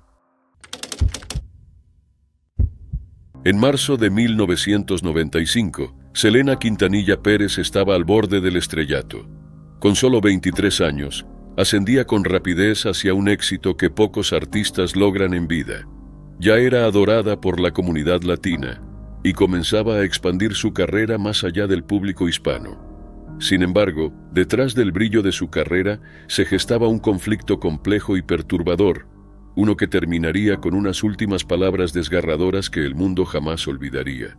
Nacida y criada en Texas, Selena era la hija menor de los Quintanilla. Desde chica, cantaba junto a sus hermanos en la banda Selena y los Dinos. A pesar del rechazo inicial en muchos lugares de Texas, por cantar un género dominado por hombres, su talento se impuso.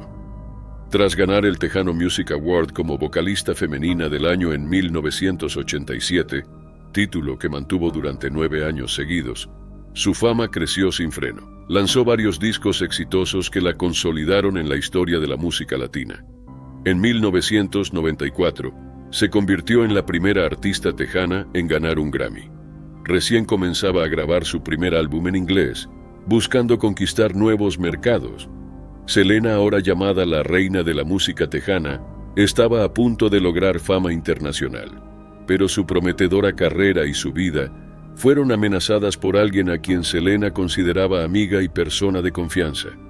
Yolanda Saldívar comenzó como una fan devota y logró convencer al padre de Selena de crear un club de fans en 1991. Se acercó mucho a la familia, dirigiendo el club y luego manejando las boutiques de Selena. Yolanda dejó la enfermería para trabajar con ella, pero según los Quintanilla, abusó de su acceso a las finanzas de la cantante, robando miles de dólares. A fines de 1994 empezaron las quejas. El personal se había reducido y la contabilidad de las tiendas estaba en caos. Aparecieron denuncias sobre el trato de Yolanda. Era amable solo si Selena estaba presente y cruel en su ausencia. A comienzos de marzo de 1995, el padre de Selena confrontó a Yolanda con pruebas financieras. Ella no dio respuestas ni mostró emoción. Selena empezó a presionarla para que devolviera documentos que ella prometía entregar. La mañana del 31 de marzo, Selena se reunió con Yolanda en un motel Days Inn en Corpus Christi. Yolanda afirmó haber sido agredida y convenció a Selena de llevarla al hospital, donde no encontraron signos de agresión. Volvieron a la habitación 158. Allí Selena volvió a pedir los papeles. La discusión subió de tono. Selena notó que Yolanda tenía un arma. Al intentar huir, Yolanda sacó el revólver calibre 38 y le disparó por la espalda. Selena salió corriendo, dejando un rastro de sangre de casi 400 pies por el motel. Alcanzó el lobby antes de caer. Con su último aliento, identificó a su asesina por nombre y número de habitación. Yolanda Saldívar en la habitación 158. Esas palabras fueron clave. Selena fue llevada al hospital, pero no pudieron reanimarla. Fue declarada muerta por shock hipovolémico a la 1:05 de la tarde. La noticia interrumpió la programación en todos los canales. Fans de todo el país viajaron a su casa, sus tiendas y la escena del crimen. Hubo vigilias en iglesias. En pocos días, más de 60,000 personas se reunieron para despedirla. Selena fue enterrada en el Seaside Memorial Park de Corpus Christi. Su muerte fue comparada con la de íconos como John Lennon y Kurt Cobain. El 16 de abril, el entonces gobernador George W. Bush declaró el Día de Selena en Texas. Yolanda fue arrestada luego de un tenso enfrentamiento con la policía. Alegó que el disparo fue accidental, resultado de un intento fallido de quitarse la vida. El jurado no le creyó. Fue condenada por asesinato y recibió cadena perpetua con posibilidad de libertad condicional tras 30 años. En marzo de 2025, su pedido de libertad fue denegado. El álbum póstumo de Selena, Dreaming of You, debutó en el primer puesto del Billboard 200, siendo la primera artista latina en lograrlo. Una película biográfica en 1997 y una serie de Netflix en 2020 la presentaron a nuevas generaciones. Sigue siendo una de las artistas latinas más influyentes y exitosas de todos los tiempos. Heath Ledger, el brillante actor australiano, murió repentinamente el 22 de enero de 2008, con solo 28 años. Su muerte dejó al mundo en shock, pero fue su última charla con su hermana la noche anterior, lo que aún atormenta a quienes lo amaban. Nacido en Perth, Australia Occidental, Heath Ledger alcanzó la fama rápidamente gracias a una combinación poco común de talento puro, carisma e intensa entrega a su arte. Su papel en Brokeback Mountain consolidó su reputación como un actor serio y talentoso. Su actuación le valió nominaciones al Oscar, BAFTA, Globo de Oro y el premio del Sindicato de Actores. Heath buscaba papeles desafiantes, se exigía creativamente, dirigía videoclips y soñaba con dirigir cine. Fuera de cámara era reservado, padre dedicado de Matilda, y quienes lo conocían lo describían como cálido, energético y lleno de ambición. En las semanas previas a su muerte, Heath filmaba The Imaginarium of Dr. Parnassus en Londres. Compañeros del set notaron que estaba enfermo. probablemente con una neumonía leve, y que se quejaba seguido de no poder dormir. Regresó a Nueva York en enero de 2008 aún enfermo, con el insomnio persistente. Heath tenía una lucha de años con el sueño, y tomaba varios medicamentos recetados para el dolor, la ansiedad y el insomnio. La noche del 21 de enero habló con su hermana Kate desde su departamento en Manhattan. Ella le advirtió que no mezclara medicación. Heath, animado y entusiasmado por una reunión con Steven Spielberg al día siguiente, la tranquilizó. Katie, mira, voy a estar bien. Solo necesito dormir un poco. Fueron las últimas palabras que su familia escuchó de él. Al día siguiente, su ama de llaves y una masajista lo encontraron inconsciente. Los intentos por reanimarlo fallaron. Fue declarado muerto a las 3:36 de la tarde. La autopsia y los análisis revelaron que murió por una intoxicación aguda, causada por la combinación de 6 medicamentos: oxicodona, hidrocodona, diazepam, temazepam, alprazolam y doxilamina. La causa fue declarada como una reacción accidental fatal a estos fármacos. La noticia devastó a su familia, amigos y fans. Su padre Kim la describió como un golpe terrible.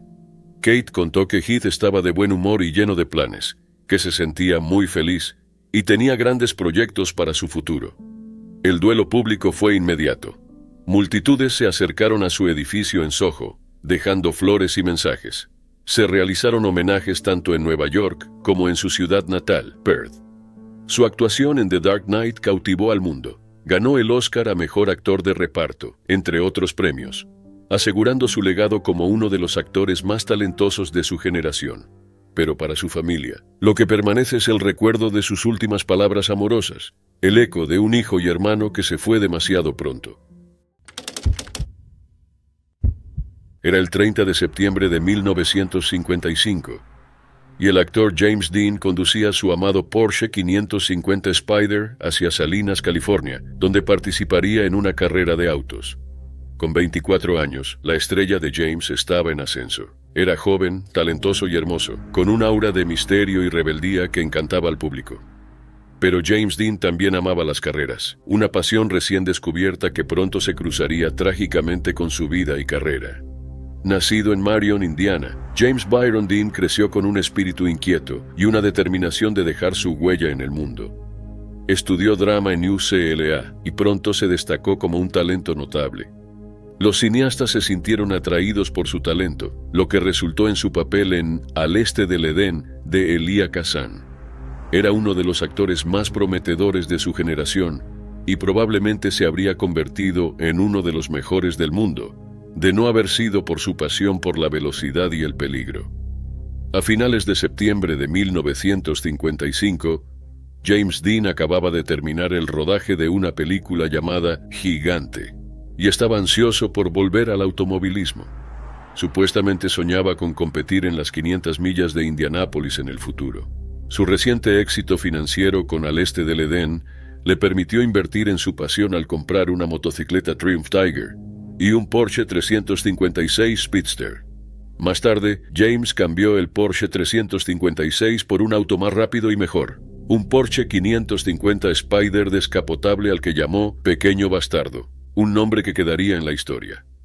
El 30 de septiembre de 1955, James Dean estaba en Competition Motors en Hollywood junto a su mecánico de Porsche Rudy Buterich. Planeaban preparar el Pequeño Bastardo para la carrera en Salinas. Al principio, Dean planeaba remolcar el Porsche detrás de una camioneta durante todo el trayecto, pero Buterich sugirió que Dean condujera el Spyder hasta Salinas para ganar más experiencia con su nuevo auto.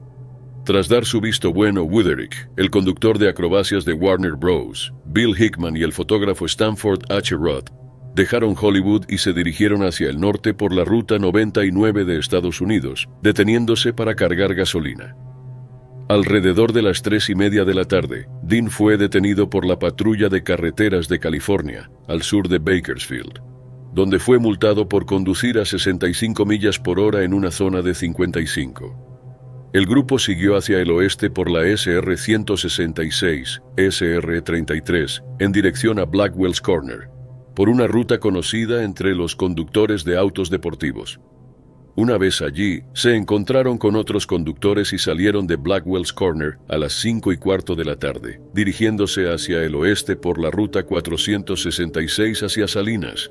Eran alrededor de las 5:45 de la tarde, y James Dean y Rudy Wuterich iban conduciendo hacia el oeste. Sus acompañantes estaban muy atrás. El incidente ocurrió cerca del cruce de lo que entonces se conocía como Ruta 466, hoy Ruta 46 del Estado y la Ruta 41 del Estado.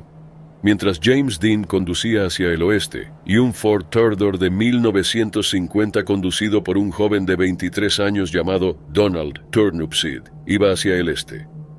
Cuando Turnipseed giró a la izquierda hacia la SR 41, cruzó directamente en el camino del Porsche que venía a gran velocidad. Dean tuvo solo el tiempo justo para darse cuenta de lo que iba a suceder. Intentó realizar una maniobra de carrera para evitar el impacto, pero era tarde.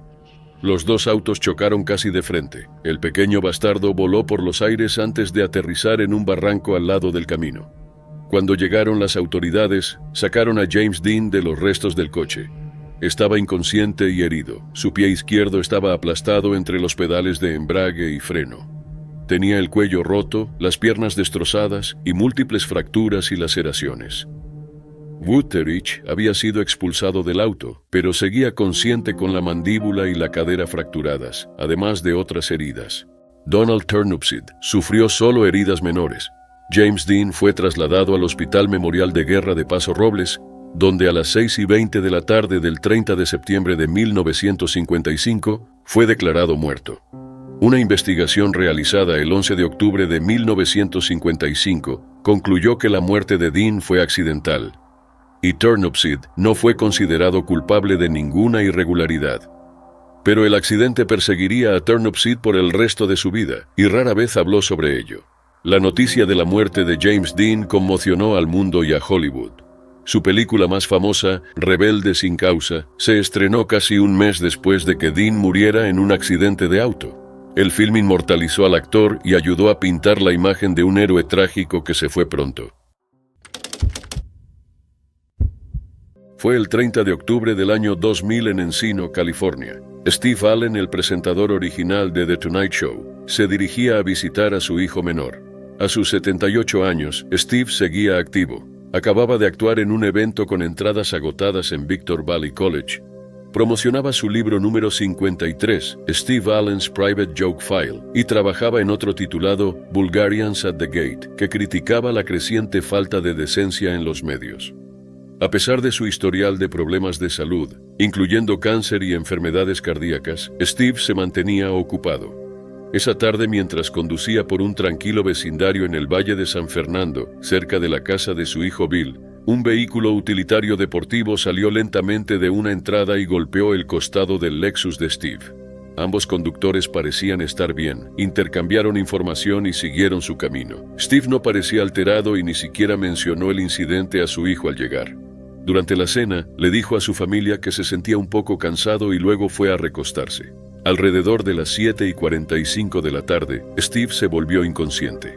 Se llamó a los servicios de emergencia y fue llevado al Centro Médico Regional Encino Tarzana, donde los médicos intentaron reanimarlo. Fue declarado muerto a las 9 de la noche. Su médico listó la insuficiencia cardíaca como la causa oficial de muerte, pero un detalle cambió todo el caso. Debido a que el pequeño accidente automovilístico había sido mencionado en su certificado de defunción, la ley de California requería una investigación completa por parte de la Oficina del Forense del Condado de Los Ángeles. Siempre que una muerte pueda estar relacionada con un incidente de tráfico, incluso uno menor, se debe realizar una autopsia. El 9 de noviembre se realizó una autopsia. Se tomaron muestras de tejido y después de 6 semanas llegaron los resultados. Sufrió un hemopericardio, una hemorragia en el saco alrededor de su corazón. Un vaso sanguíneo se había roto debido a un moretón en su pecho, probablemente causado por el accidente.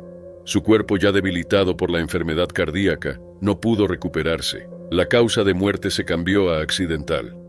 Su fallecimiento fue causado por lesiones internas del pequeño choque. El forense confirmó que la lesión del accidente condujo a su muerte. Él no había dicho nada sobre el choque. Su esposa Jane Meadows y su hijo Bill estaban devastados. Bill dijo más tarde: Dijo que estaba cansado después de la cena, fue a relajarse y nunca despertó. Las pruebas toxicológicas no encontraron drogas ni alcohol en su sistema. El otro conductor nunca fue identificado públicamente y no se le atribuyó culpa. El Departamento de Policía de Los Ángeles investigó el incidente, pero no divulgó más detalles. Steve Allen ayudó a moldear el entretenimiento estadounidense. Lanzó The Tonight Show en 1954 y continuó escribiendo, actuando y hablando sobre temas sociales. Estuvo casado con Jane durante 48 años y tuvo 4 hijos. Después de su fallecimiento, Jane dijo que Steve incluso mantuvo su humor durante el choque, bromeando: "Lo que algunas personas harán para obtener mi autógrafo". Steve fue enterrado en el Forest Lawn Memorial Park en Hollywood Hills. Jane fue enterrada junto a él en 2015. Su repentino fallecimiento muestra cómo algo que parece pequeño puede llevar a algo que nadie espera. En el caso de Steve, un accidente menor fue mucho más grave de lo que cualquiera se dio cuenta. Para junio de 1967, la estrella de Jayne Mansfield había comenzado a perder algo de su brillo, pero la actriz seguía siendo famosa por su imagen explosiva y su disposición a interpretar papeles provocativos en películas de Hollywood. Jane nunca tuvo la oportunidad de recuperar su lugar en el centro de atención. El 29 de junio de 1967, la actriz murió en un trágico accidente que aún está envuelto en misterio. Ya sea mito o realidad, se convirtió en leyenda urbana. Jayne Mansfield nació como Vera Jane Palmer el 19 de abril de 1933 en Bryn Mawr, Pensilvania. Siempre soñó con ser famosa y sus sueños se hicieron realidad. A los 17 años, Jane se casó con Paul Mansfield. La pareja luego se mudó a Hollywood, donde Jane persiguió su carrera de actriz. Rápidamente se dio cuenta de que podía crear una imagen atrevida y captar la atención del público. Así fue como se convirtió en una de las primeras conejitas de Playboy. Se destacó de sus colegas cuando fue nombrada Playmate del mes de Playboy en febrero de 1955. Ya fuera mostrando sus pechos en público o siendo la primera actriz filmada desnuda en la película de 1963 Promises, Promises, Mansfield era conocida por sus actos provocativos. Tenía una casa rosa, varios chihuahuas y una rivalidad con otra rubia explosiva de Hollywood, Marilyn Monroe. Pero cuando Monroe murió en 1962, Jayne Mansfield quedó afectada. "Tal vez yo sea la próxima", comentó ominosamente, un presagio que resultaría aterradoramente cierto. Pasada la medianoche del 29 de junio de 1967, Jane había terminado una presentación en un club nocturno en Biloxi, Mississippi, y comenzó un largo viaje hacia Nueva Orleans para una aparición en televisión. Debido a que la idea de belleza en Hollywood había cambiado de rubias voluptuosas a mujeres pequeñas, la carrera de Jane ahora consistía principalmente en actuaciones en clubes nocturnos y pequeñas apariciones, lo que le requería viajar con frecuencia. Esa noche viajaba a Nueva Orleans con su novio Sam Brody y su conductor Ronnie Harrison. 3 de sus hijos dormían en el asiento trasero del Buick Electra 225 de 1966. Los 4 chihuahuas de Jane también iban en el auto. Viajaban por la carretera de la playa, pasando por ciudades como Biloxi, Gulfport y Pass Christian. Después de cruzar el puente elevado de Henderson Point y el puente Bay St. Louis, hicieron una breve parada en el White Kitchen, un famoso lugar abierto las 24 horas cerca de la frontera estatal de Mississippi y Luisiana. Pero tras esta parada, el viaje se volvió peligroso en la carretera 90. La niebla comenzó a asentarse sobre los pantanos, reduciendo la visibilidad y sumando riesgo al sinuoso camino. Las cosas se pusieron más peligrosas cuando el Buick aceleró en las horas de la madrugada. Un camión fumigador de mosquitos que se movía lentamente hizo que la visibilidad fuera aún más difícil. Su aerosol de insecticida mezclado con la niebla natural produjo una neblina densa y cegadora. Ni Jane, su novio Sam o su conductor Ronnie pudieron ver el tráiler de 18 ruedas que avanzaba lentamente delante de ellos en la oscura y curva carretera. El Buick, viajando a una velocidad estimada de 80 millas por hora, no vio el camión a tiempo para evitar la colisión. El Buick chocó de lleno contra la parte trasera del tráiler, luego se deslizó por debajo de este, lo que provocó que su techo fuera arrancado. La parte delantera del Buick quedó casi destruida. Jane Mansfield, Sam Brody y Ronnie Harrison en el asiento delantero murieron al instante. Jane Mansfield fue expulsada del vehículo. Su cuerpo cayó en el arcén de la carretera. Los rumores comenzaron casi de inmediato. Cuando Jane fue lanzada, su peluca rubia quedó colgando del borde del parabrisas destrozado. Las fotos del accidente fueron publicadas en los periódicos, y al ver una masa de cabello rubio, la gente comenzó a especular que era la cabeza de Jane Mansfield. Pero el forense que realizó la autopsia informó que aunque la cabeza de Jane había sufrido trauma, incluido lo que podría ser partes de su cráneo expuestas, no se cortó. Los tres fueron declarados muertos en la escena. La trágica y espantosa naturaleza del evento inspiró muchos rumores y especulaciones. La relación previa de Mansfield con el fundador de la Iglesia de Satán, Anton LaVey, fue el tema de una historia particularmente persistente. Según este rumor, LaVey maldijo a Brody, el novio de Jane, en ese momento, para que muriera en un accidente automovilístico. Esta leyenda ganó popularidad, especialmente cuando se estrenó el documental Mansfield 6667 en 2017. El accidente tuvo un gran impacto en la seguridad vial. La Administración Nacional de Seguridad del Tráfico en Carreteras ordenó la instalación de barras de protección en los remolques de los camiones debido a la forma en que el Buick se deslizó debajo del camión, lo que arrancó la parte superior del coche y causó la lesión en la cabeza de Jane. Estas barras de seguridad, diseñadas para evitar que los vehículos se deslicen bajo los tráileres durante una colisión trasera, fueron conocidas como barras Mansfield en memoria de la actriz. Era el 22 de junio de 1994 en Medellín, Colombia. Andrés Escobar, defensor de 27 años de la Selección Nacional de Fútbol colombiana, acababa de regresar de Estados Unidos. Colombia había llegado al Mundial con grandes esperanzas, tras quedar primero en su grupo de clasificación y vencer a Argentina 5-0 en un partido memorable. Incluso la leyenda brasileña Pelé los consideraba favoritos. Sin embargo, sus sueños se quebraron pronto y las consecuencias fueron trágicas. Nacido el 13 de marzo de 1967, Andrés creció en una familia de clase media. Tenía pasión por el fútbol, siguiendo los pasos de su hermano mayor Santiago. Desde joven mostró talento y decidió seguir una carrera profesional en el deporte. Inicialmente jugaba de mediocampista, pero bajo el entrenador Carlos Pisis Restrepo cambió a defensa, quien consideró que su altura y habilidades se adaptaban mejor a esa posición. A los 18 años firmó con Atlético Nacional, el mismo equipo que su hermano, marcando el inicio de su carrera profesional. Aunque al principio le costó afianzarse, tuvo su gran oportunidad cuando el jugador senior Francisco Maturana dejó el equipo por una disputa. Esto le abrió la puerta para ser titular, y a los 20 años ya tenía un lugar fijo en la alineación. En 1988 debutó en la selección colombiana en un partido contra Canadá. Sus actuaciones sólidas le ganaron un puesto junto a jugadores clave como René Higuita y Carlos Valderrama. A pesar de las dudas por su juventud e inexperiencia, impresionó a críticos y aficionados. Un momento destacado fue cuando anotó de cabeza un gol contra Inglaterra, consolidando su estatus como una estrella en ascenso del fútbol colombiano. En 1989, Andrés anotó el gol decisivo que llevó a Atlético Nacional a ganar la Copa Libertadores. Pero este éxito tuvo un lado oscuro, ya que los carteles de droga, incluidos los liderados por Pablo Escobar, estaban muy involucrados en el fútbol colombiano. A pesar de este ambiente, el talento de Andrés era innegable.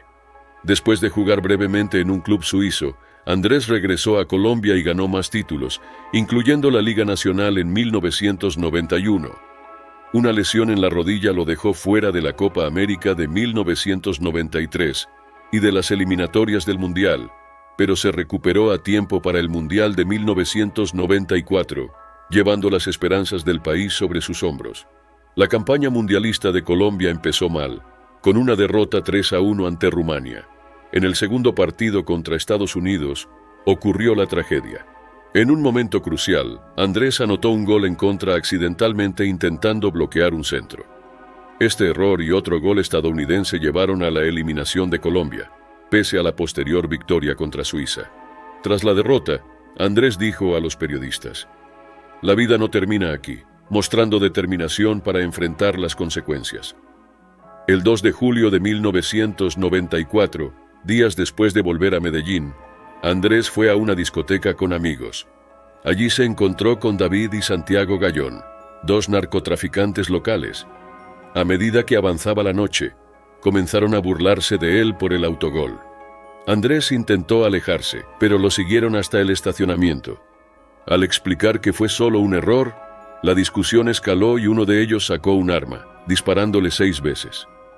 Andrés fue llevado de urgencia al hospital, pero ya era tarde. Su muerte conmocionó a Colombia y a la comunidad internacional. La policía arrestó a Humberto Castro Muñoz, guardaespaldas de los hermanos Gallón, quien confesó el asesinato. Fue condenado a 43 años de prisión, aunque su pena fue luego reducida. Se estima que 120.000 personas asistieron al funeral de Andrés Escobar. Su muerte se convirtió en símbolo de la profunda conexión entre el fútbol y la violencia vinculada al narcotráfico que azotaba Colombia. Aunque se han hecho esfuerzos para mejorar la situación, muchos problemas persisten.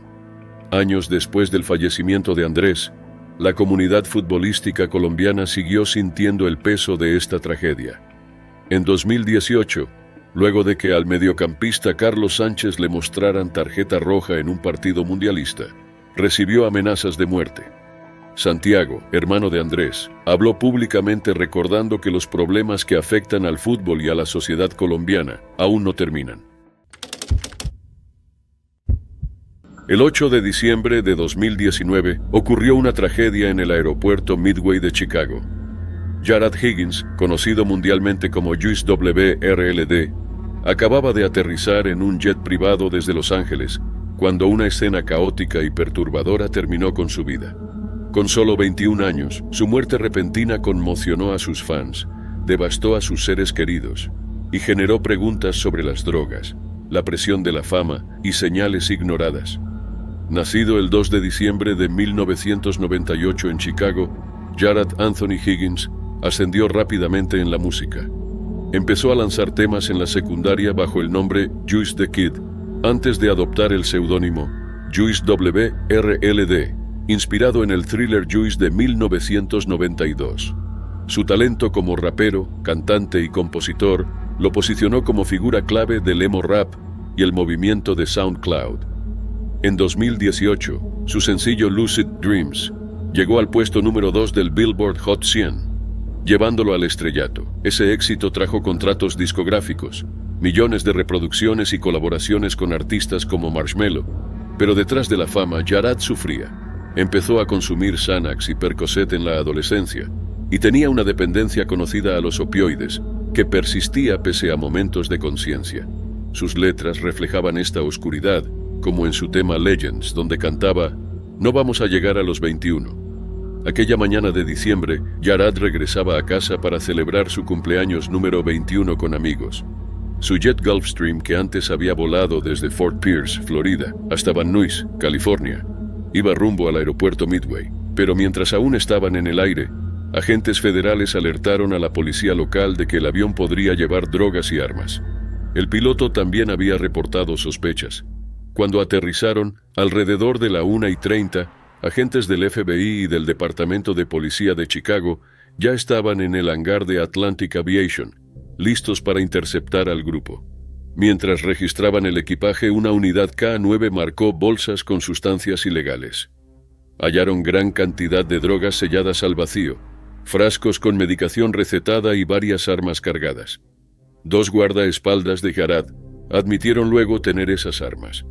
Testigos contaron que, durante la revisión, Jarad entró en pánico y trató de ocultar evidencia tragando varias pastillas de Percocet. Casi de inmediato, sufrió convulsiones. Las convulsiones fueron violentas. Sangre y espuma salían de su boca mientras caía en el piso del aeropuerto.